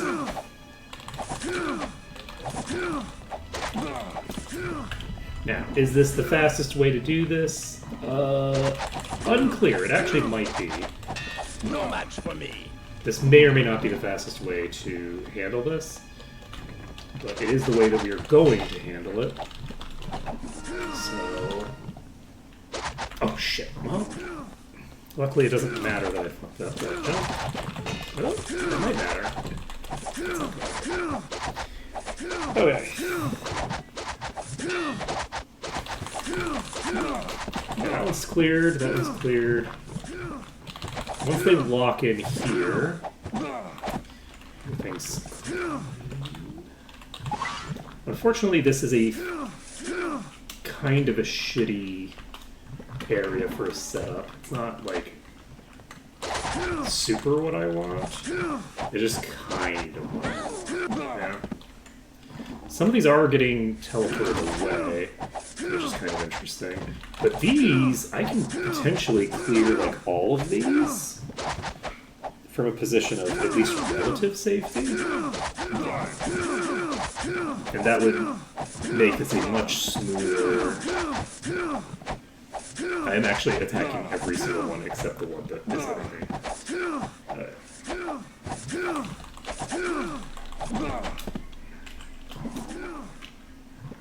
So we're going to go up here. It will presumably consolidate underneath me at some point, and then we just jump across. Oh, there's another enemy up there. We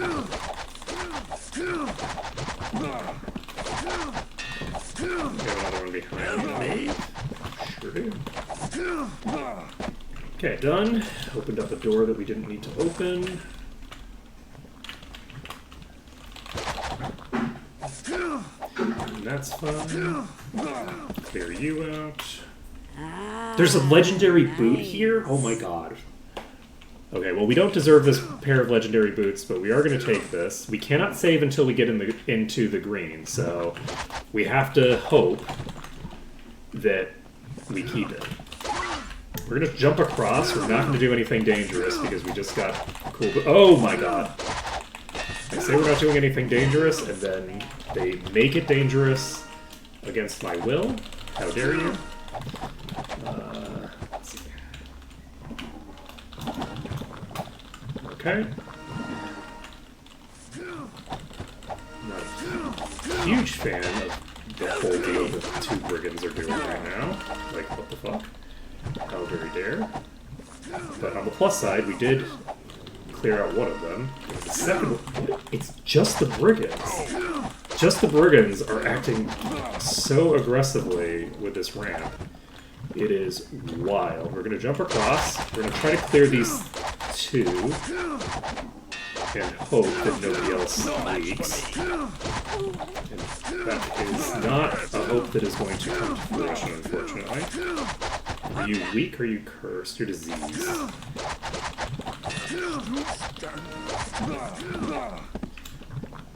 Okay, we're in the clear. Move into here.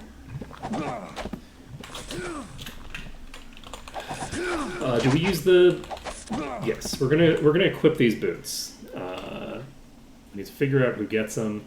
They have personality on them, so I guess it's kind of like a done deal that these are going to go to you. These are actually really solid. This is a very good effect to have. It's a good effect for the character that we're going to be putting it on, and that's actually really clutch. So hopefully we get to keep them. Oh great, where's Booze is... Oh god, that's a boss. Ooh! Ooh, baby. Oh, wait. Who this? Okay, we have a brigand here. Presumably fell downstairs. Is this the boss? Yes, it is. Okay.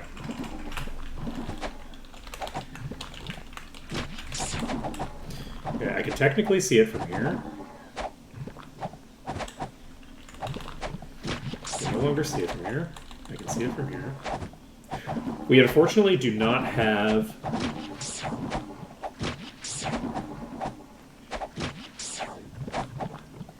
any degree of safety on this. If that thing hits Sortira, there's a decent chance that she just dies instantly. I don't know that there's a lot I can do about that.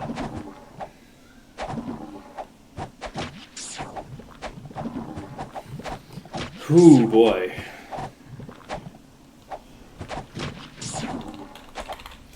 So,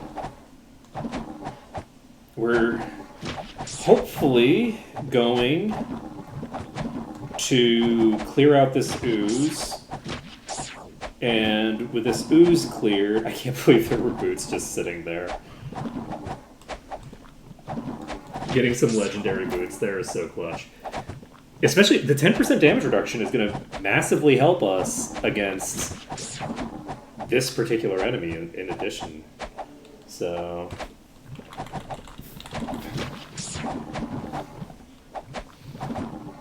if we can clear out the corrosive ooze here, we can move to a position where we're shaking the screen less and things are going a bit less crazy. But it's going to take a while. We're going to be holding the A button for quite a bit here. There's also... we haven't seen an attack hit us. I was going to say, we haven't seen an attack hit us yet, but that doesn't mean that it can't. And that is a sizable HP deficit. I feel like there is a non-zero chance that one shot will take out Sortira. I think that's a very reasonable proposition. Actually, we will have you... I forgot to have this active, which I think is a sizable upgrade overall, especially with a situation like this where the most important thing is killing this thing before it lands that one lucky hit that it needs on Sortira. It's possible that Sortira survives, and it's possible that Sortira goes unconscious but doesn't die. Those are both possibilities.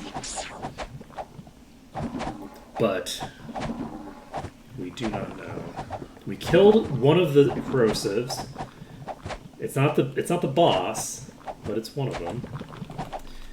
And we do have an unfortunate situation where I'm no longer able to hit the boss for some reason.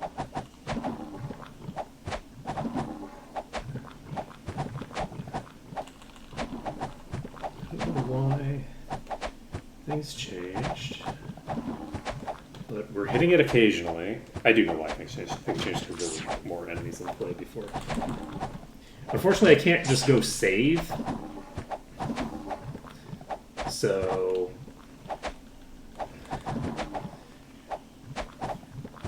But with that being the case, once this is cleared out, I think we'll have the bulk of the threat neutralized.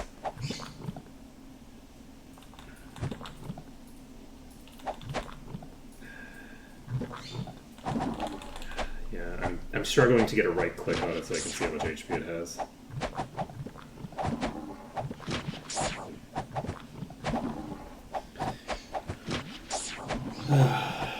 Okay, another one just piled in.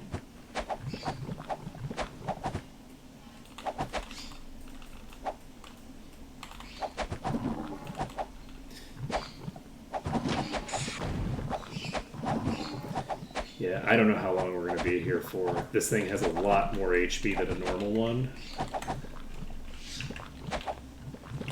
Oh wait, I can just hit them from here.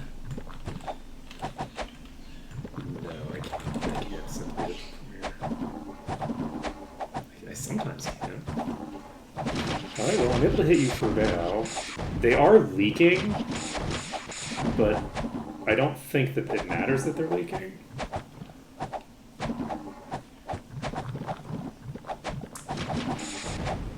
And I don't know if now is the time for double speed, because they're not locked in.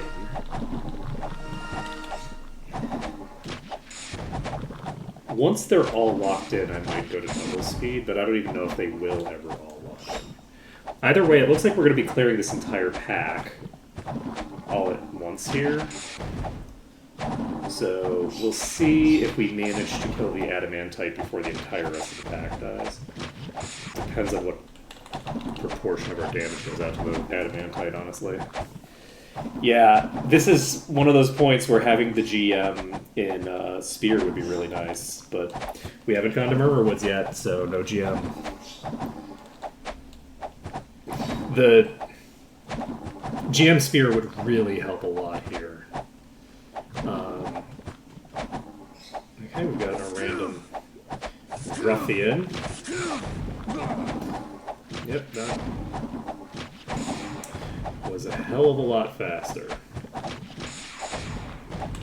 It's funny because like it's almost like a double adamantite with the oozes, where it's like you're reducing your damage and then you're reducing your damage again.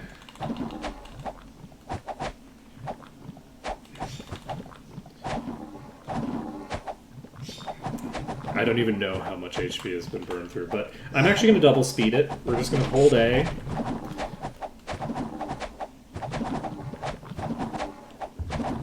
And we can start pouring ourselves a drink. Hopefully the adamantite dies. And the other nice thing is that the other enemies are really not that dangerous. They don't hit that hard, so it really is just the corrosive oozes that I need to worry about. And interestingly enough, the corrosive ooze is actually locked in a position right now where it actually can't attack. It's not in line of sight to attack me from its perspective. So since it's not in a position to attack me at all, I'm only going to have to... I don't have to worry about getting randomly tagged from the side the way the previous position I had to worry about. So this is a very strong position to fight these from, even if it is kind of a pain in the ass. I don't know if I can hit everything from here, or if I'm going to eventually have to descend down. The issue with having to eventually descend down is that if I have to eventually... It's so funny just having the brigands fall down, like, slowly over time. Because it's like, oh, hey, there's a brigand here now. I don't know how long this is taking in game terms, but it's pretty funny.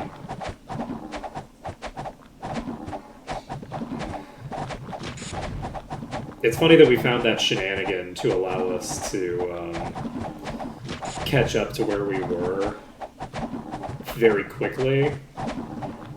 And then the game's like, okay, you think you're going to get back to where you were quickly? Well, I see what you're doing here, and I raise you an adamantite corrosive ooze. It's going to take longer to get there than it took the first time.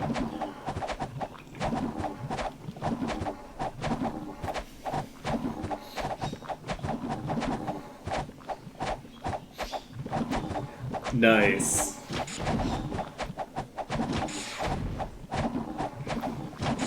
Yeah, remaking the entire party and getting back to this position from the very beginning of the game would take less time than killing this thing. Yeah, GM staff is a while away. Okay, we got the adamantite down. We can hit the brigand from here, so that's good. Got it. And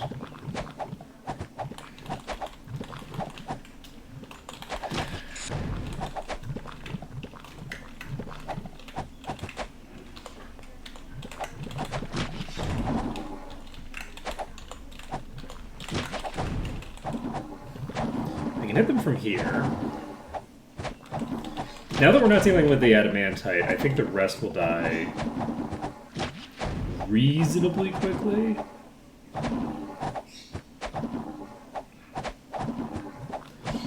I'm not sure if I'm losing attacks to...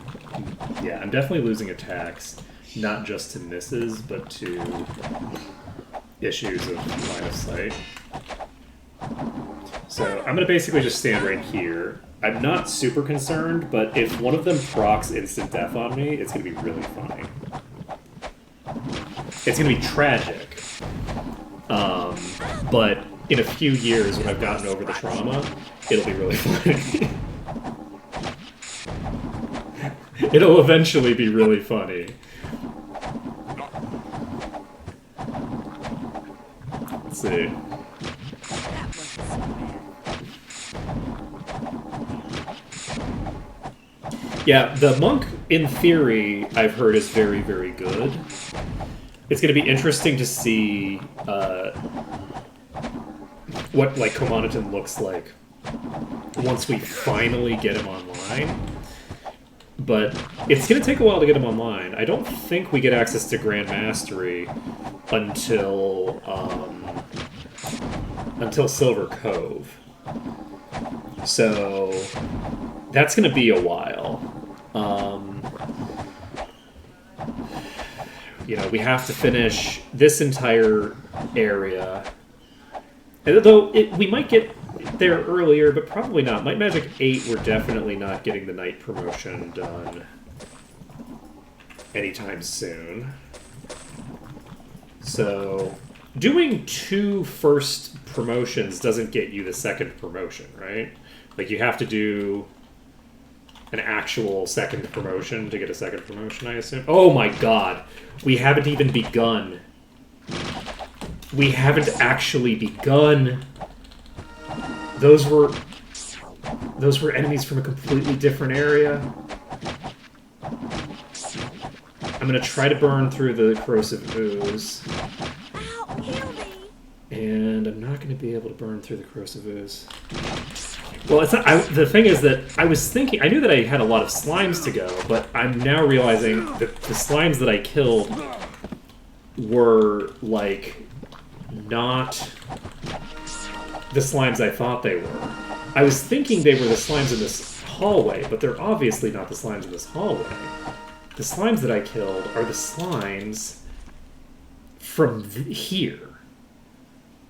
So these hallway slimes are not even begun. Oops.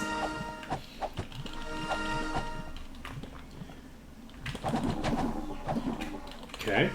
So one of the things that's rotating around is a corrosive ooze. I love that for me.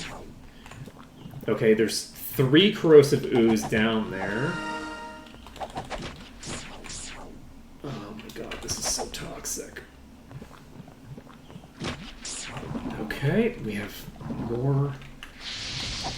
Okay, so that's a good sign that Sortira isn't going to get one-shot by these. So we have that going for us, I guess.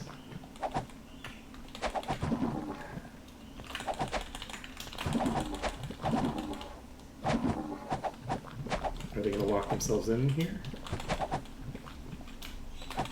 No. Oh boy. 2 of them just rotated out.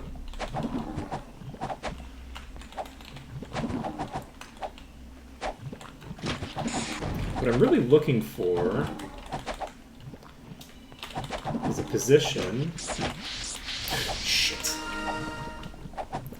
Hey, Unknown Scion. You know, it's funny that you say that at the exact moment that my wizard eye goes down. Actually. I feel like you might have predicted that. You know what? We'll come back to you. We'll deal with you later. I don't like the way that they are currently set up. Oh, and this time the enemies didn't just randomly aggro from everywhere in this tunnel all at once, so I can actually, like, fight them normally. Wow. I feel a little bit trolled. I wonder if I can actually just... I wonder if this tunnel is actually long enough that I don't need to kill the slimes to get save potential here.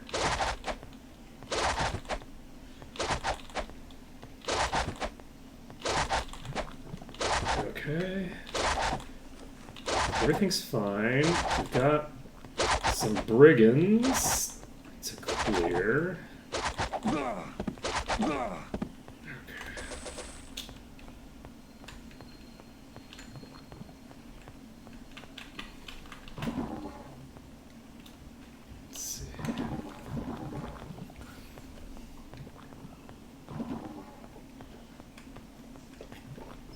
Okay.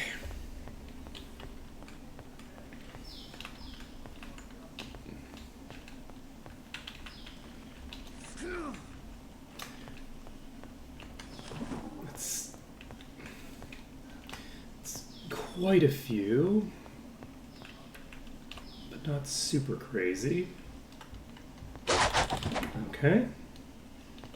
You know what? This room might be doable. I feel like we might not need to use this at all.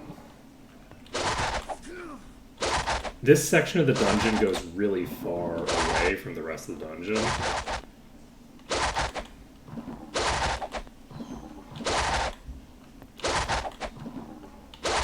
So we haven't cleared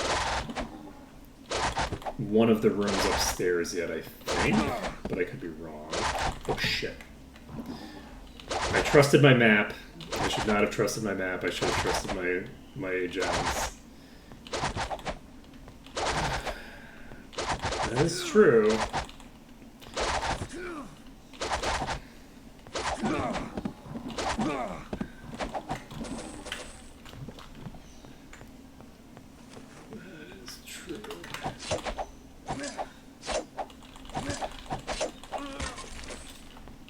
We are in the green. That is pretty funny. Okay. So, over here we're in the green. We're going to save the game. We've got this legendary permanently. Alright, let's take a look at our inventory, see if there's anything else that's shiny that we've picked up. That is a no. Okay, so we haven't picked up anything else that's super shiny. We have one more save available. We're going to go loot this chest over here. And also activate some picture somewhere that I think does it give me resists or something? I don't remember what it does. It does something for me. I think I only can loot do it with one. Let's leave it behind. We have another flute. This is nice. That is spell damage. Let's leave it behind. Unfortunate. We don't need this. Let's leave it behind. You know, that could have been very exciting, and then it wasn't. But that's okay. Who needs exciting things to happen? I will say these have piled up much more comfortably for me. So that's useful. I'm not sure how useful it is to me. It depends on how many of the ones that are... Oh, that's an adamantite brigand. Well. This is another adamantite enemy. Oh my god. Oh my god. This game is trolling me so hard. Why is this game trolling me this hard?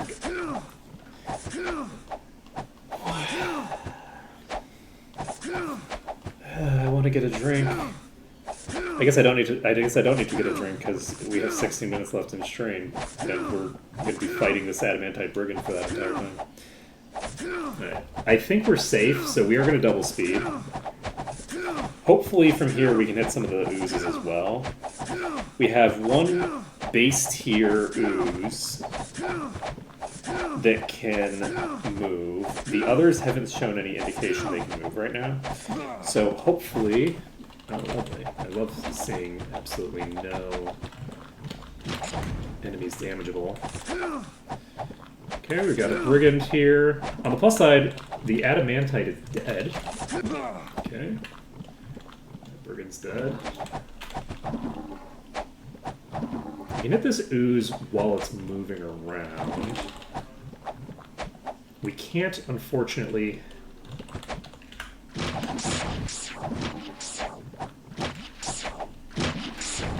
This is going to go very badly for us if these have the theoretical possibility of hitting us from this position.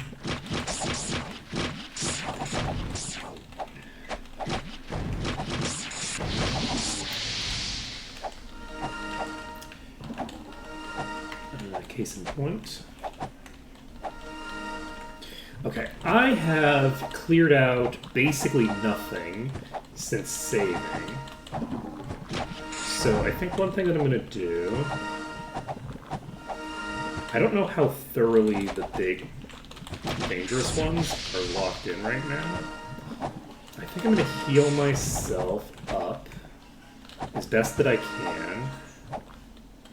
And I'm actually going to dive into this corner, potentially. This is a terrible idea, except for the part where I've just saved, and I don't have to worry about the fact that it's a terrible idea. We need to save time right now. Right now, we need to find a strategy that will get us time savings, and that's what this does for us. I didn't know for sure that these would stay here, but I had a sneaking suspicion that if I stayed in melee range, I could lock these in here. And for right now, these are locked in. We have a lot of enemies that we're hitting. I don't know what percentage of this pack we can hit from here, but we can hit a lot of them. And if we clear through a decent portion of this pack, we should be in pretty good shape.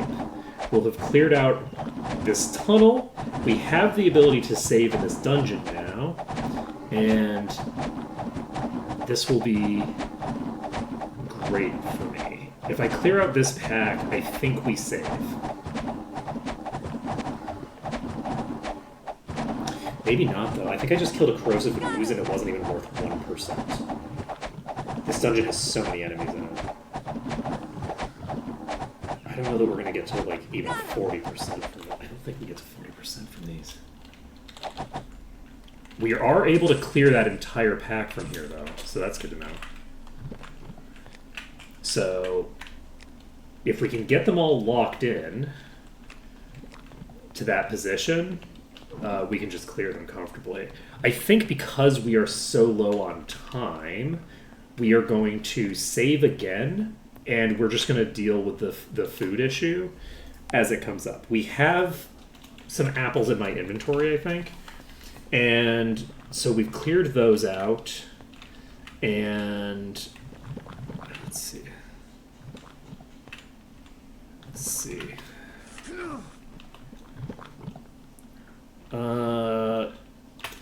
In terms of adding permanent, so to weapons, for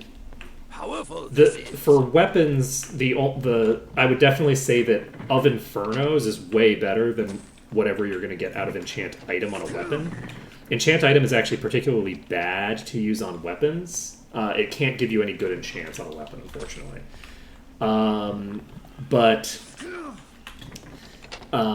Whereas of Infernos is like okay at least. The enchant that I would definitely default to for a weapon is just casting Vampiric on it, because that's what I would go with under almost any circumstances. I would be very unlikely to use either of those on a weapon. But enchant item, the spell in Maw is not super useful because they have a whole crafting system for it.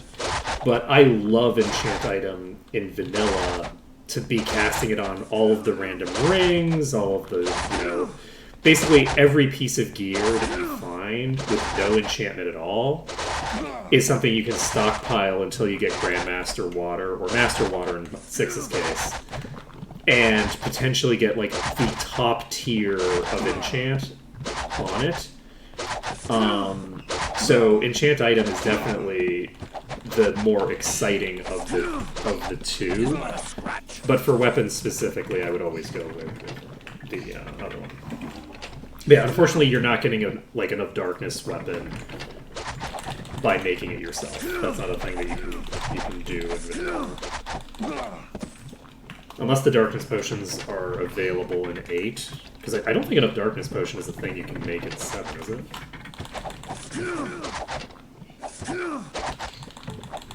If it is, then I was underestimating my druid.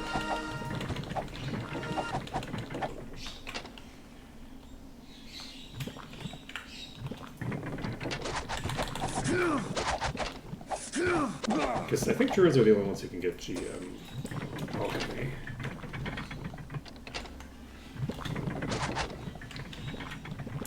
Okay, I think we've probably cleared enough of these that we can just clear the rest by fighting them.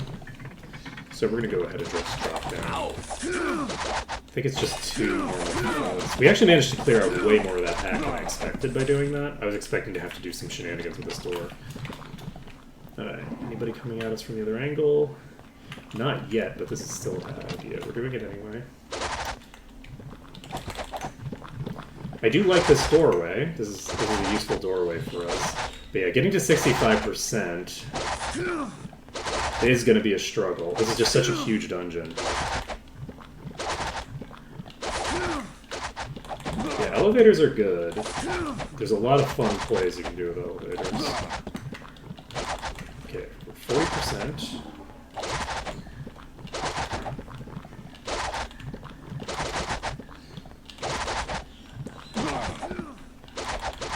But yeah, on my normal runs, the moment that I get enchant up to the highest available value for it, so when I get either Grandmaster or Mastery, depends on the place, is a very exciting moment of the run. Just because, like, there's just so much of it, you know. Let's leave it behind. We don't need this. It unlocks so much potential value. It's like opening 10 chests all at once, basically.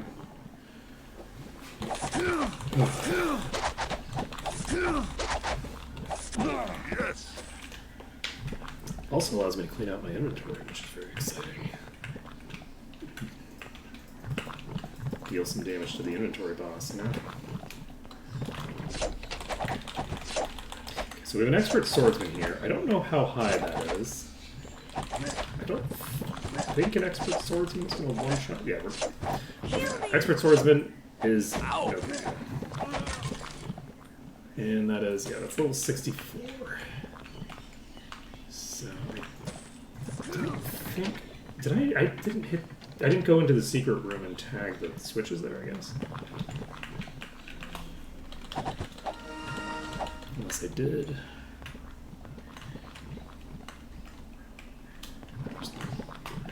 Okay. Where's the Shadow Guild? Let's leave it behind. Ice Bolt. We don't need this. Let's leave it behind. Okay. We're up to 42%. And I'd like to at least get to... I'd like to get to at least 65% before we end. Unfortunately, because I did die in such a sloppy manner, we're not going to be able to finish the entire dungeon before 1 o'clock. So...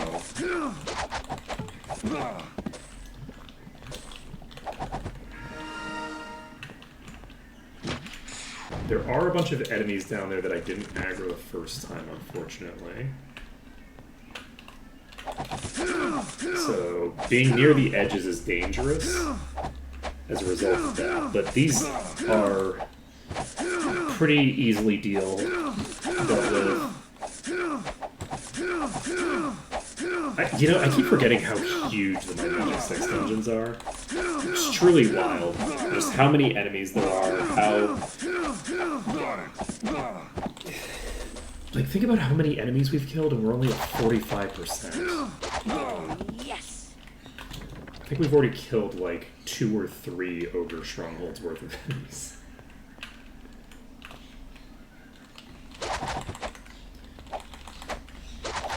Is there an ambush here? I don't remember if there's an ambush here or not. Ooh, there's some enemies coming across the way. I think there wasn't an ambush. I think I had saved after accidentally aggroing these. I'm having some weird lag, actually.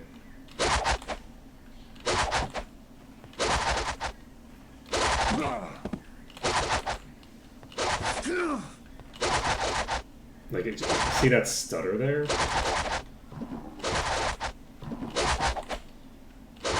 That wasn't the first time that happened. I just started that. It's not like a huge deal, I say. It'd be very funny if I died from it.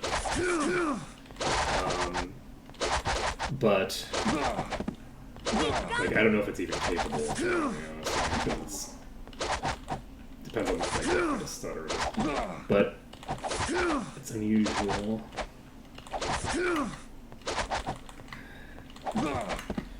Yeah, the intense graphics of this game are just so difficult for my computer to keep up with. Let's see here. One more ruffian right here. That is a toxic cloud question mark? No, I don't think that was a toxic cloud. So we are, I think, going to rotate back down. because I don't think it makes sense to dick around here with the potential of getting gibbed by the slimes there. Instead, we're going to lure the slimes to a position where we can fight them. How have we only cleared half of the enemies in the zone? We've cleared multiple bosses. We have several bosses dead. We've cleared that whole section. Mind-boggling. We've cleared a bunch of the oozes already. So I don't know who's going to come around this corner. Maybe nobody, because we might be able to do a corner play here.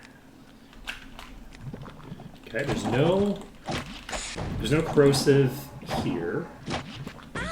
We can actually tell if there's corrosive in the pack by how quickly they're moving on the map. I don't think there's anything that's moving faster than these, which means that I believe we're in the clear and there aren't any corrosive. If there's no corrosive, I don't think we have much to worry about here. If we get insta-gibbed by a death effect, it'll be funny, and we'll have to get ourselves to 65% tomorrow.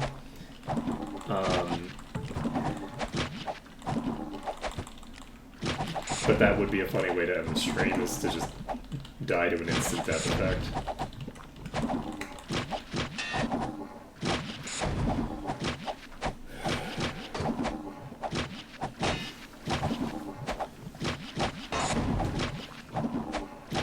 I'm wounded.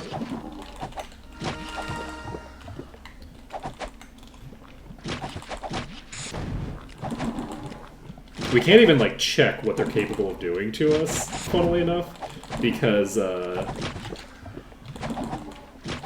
they are, because we don't have high enough, identify monster skill. Or not skill, identify monster expertise. Okay. We've cleared this entire side of the oozes. It's 11:58. It's tempting to pull the other oozes. It's tempting to make that the final bit. Is just okay, that is a corrosive we need to pull out.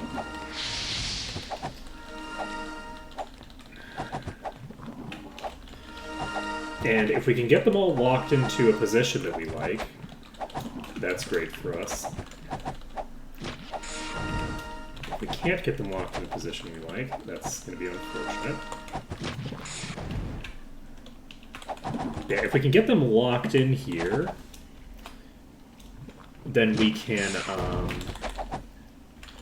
shall we just try to do it now? Even though they're not actually locked? Just for shits and giggles? As like the last thing that we do here? Yeah, let's do it.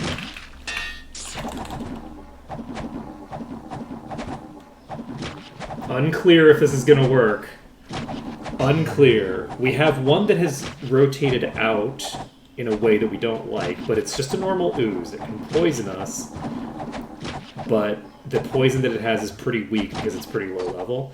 We are not going to do anything other than attack, because as long as it's just this one ooze on us, that's great. And I don't want to... There we go. Oh, nope, there's more corrosive in play. So, we're going to do some healing to get you back up. Oh, actually, you don't have any mana to play with because I did the thing. So I can actually do this and not lose out on the damage from my ranger. The advantage of using all of your mana is that you can't use any spells. Even if you're holding S, you won't do anything other than attack because you don't have any mana. So, that... It's pretty interesting. That is a fuck ton of corrosive ooze.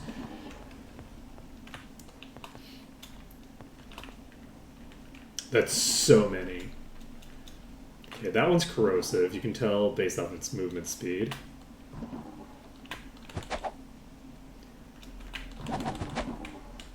We got at least one of them locked in.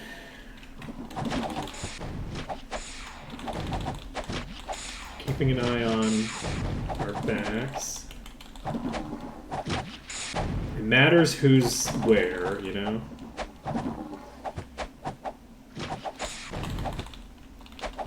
It's 101. Am I going to try this? I'm going to try it again. It worked last time. Why wouldn't it work this time? Ooh, this worked way less well this time. That wasn't so bad. Okay, the acidic ooze is dead. Someone was just protected from poison. Clear this ooze. Exploding corrosive ooze is in play. It's not the one hitting us, though. The one hitting us is an acidic ooze. So we might get this done. Somebody was, oh boy.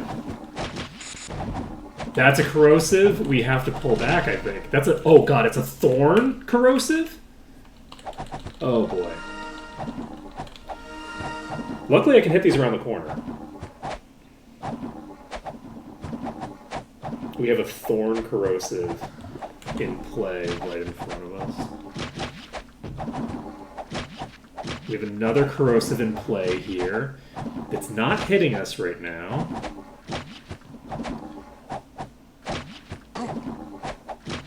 But which we can hit. We can no longer hit it from here. Is that a corrosive? I think that's a corrosive. That's a corrosive that may have line of sight on us. It doesn't look like it has line of sight on us. We're okay.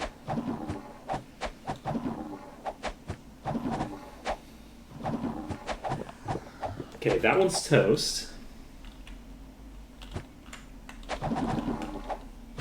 We have line of sight on two corrosive ooze here that are... Oop. One of them is in range. One of them is line of sight. We're out of line of sight now. I think we're back out of line of sight. Okay. It got moved to a slightly different position. Okay.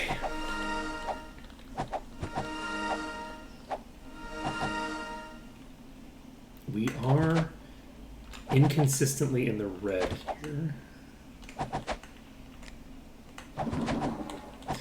Okay, we have access to the thorns ooze here. Ow! Ow! Ow! On the plus side, we can't do any damage to it because it's... Oh my god, this is actually great for us. So because of the fact that this thorn ooze is an ooze, we can't do a lot of damage to it with our attacks. And since we can't do a lot of damage to with our attacks, we can't actually do enough damage to, like, really meaningfully hurt ourselves on it. So I'm going to need to pull out of here because I do have to worry about getting gibbed by that thing. There we go. That is now... I can't identify. Please die for me. I've never seen one. Okay. Corrosive is dead. Okay, we're at 59%. We have two bosses in this pack. Our meme strat is working, guys. This is going fine.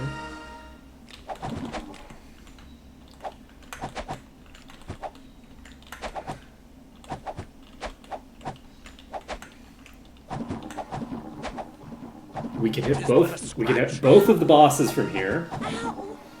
So we're just gonna hold S. We're gonna heal ourselves up. As we go. But we're actually gonna be taking way less damage than we otherwise would because half of our attacks aren't even going to be hitting the thorn ooze. So it looks like the only person who's actually out damaging my healing is Severia.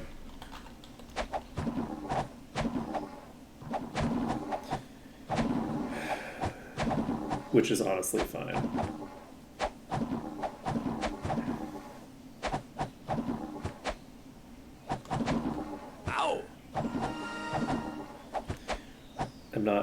super miffed about it. Okay. Ow! Once we've cleared these two,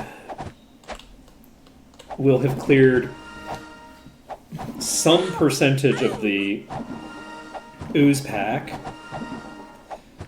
that is hopefully significant, but there's no guarantee. It might be 130 by the time we finish these.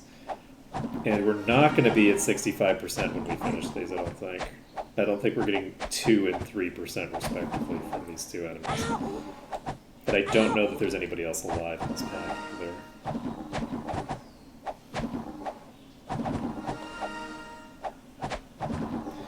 Alright, how are we gonna handle this? I think because of the fact that it is getting so late, we are just going to, once we finish this, we're going to get ourselves to a position where we're in the green, and we're going to use an apple to save, and we're going to end there, because it's 107, and we need to end at something approaching the appropriate time. So how much did we clear today? We cleared Tatalia completely. We cleared, what was the dungeon we did in 8? We cleared the Ogre Stronghold, which is a big deal. And we cleared something else. No, we didn't clear something else. We've started clearing this. We'll have it a little over halfway done. We probably would have finished this, honestly, if that initial... if on that initial setup there, we hadn't died in that exact spot. The enemy packs are fairly simple there. The only issue was that for whatever reason they bugged out and started attacking me when they shouldn't have had access to me.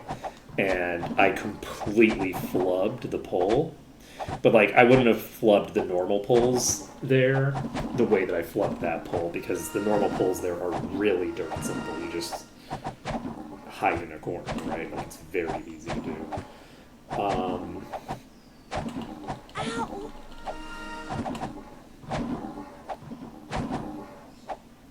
Okay, we got the thorn down. So hopefully we can burn through this one at a decent pace. I just realized that I didn't have it on double speed this whole time, even though I'm past time. So that was an unfortunate error on my part. On the plus side, we haven't gotten weakness yet, which means that we're probably going to end up being fine. I don't know, however, if there is anybody alive here. There's nobody alive in this pack. We are not going to push our luck. We're going to go back to where we were in the green. We're going to look at these. Oh, we can go just right here. We are going to look at the stuff that we just picked up. Some Earth Resistance Chain. I feel like the game might be trying to tell me something. Personality, Water Resistance, and a pretty solid amount of body damage. This is a pretty big DPS upgrade. Pretty huge Vitality drop. Now here's something. That. This is 75 might, 75 speed, and a boost to endurance, armor, and hit points. This is, for the most part, DPS plate. We're going to go ahead and put this on you. There's no room. I think that this plate is probably good enough in terms of durability, and getting this onto the character that's doing the bulk of the damage is very useful. So that's going to be a pretty big upgrade for us when we start up next. Do we have anything of interest? We don't need this. Anything else? No. Okay, so we have finished up this section for now. We are going to, I'm just going to use a Widow Weep's Berry. That gives us 1 food, and we can save the game now. So we're going to save here. I do, wish that I could finish this up, but we were already 11 minutes over time. So we are going to end things here. Next time, we will finish clearing the Dragoon Caverns, and we will then head to, I believe, Might and Magic 7 again, which means that we're going to be able to promote our Thief immediately. And we'll also get a bunch of levels because we'll have 2 quests to turn in for Markham's Estate. And we are also at level 62 right now. When we finish this dungeon, we might be level 64. I'm not going to check my experience. We'll check my experience when we finish the dungeon. But when we finish this, we might be 64. When we hit 64, we have legendary boots waiting for us, and that's going to be really exciting. Those legendary boots, I think, are the type that does percent damage, right? Where are these boots? They're there.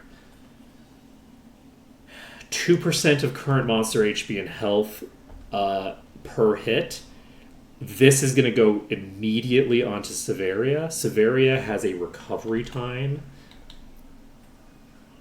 of 47. That is going to be a very powerful effect to just plow into the bosses in particular, but that's going to dramatically raise Severia's place in the DPS race by like a huge margin, I think. So really looking forward to that. That's going to happen tomorrow. So tomorrow we'll be getting a promotion done. We'll be getting 64, which will allow us to use a really crazy thing, which is also, interestingly enough, going to be on the same character because the promotion we're doing is on Severia as well. So I don't remember what the first promotion gives us. We'll obviously get access to basic level magic. We might get expert. We probably get expert because we get mastery now. So if we get access to expert, we can have haste on permanently. We can have shield and stone skin on permanently if we want. There's a lot of stuff that opens up to us in terms of buffing strategy the second that happens. Huge amount of extra buffs coming into play. And the party is just going to start getting the spiral going, right? We've actually held our own better than I expected. We have actually been pretty okay in terms of overall power level, despite the fact that we don't have any promotions yet. We are really falling behind on damage. That legendary is going to help. The getting up to the next promotion may or may not help a lot. It really just depends on what skills can be increased as a result of that. But that's going to be it for today. So thank you for watching. It has been an absolute pleasure, and hope to see you again tomorrow when we are going to go crazy. It's going to be awesome. Later, folks.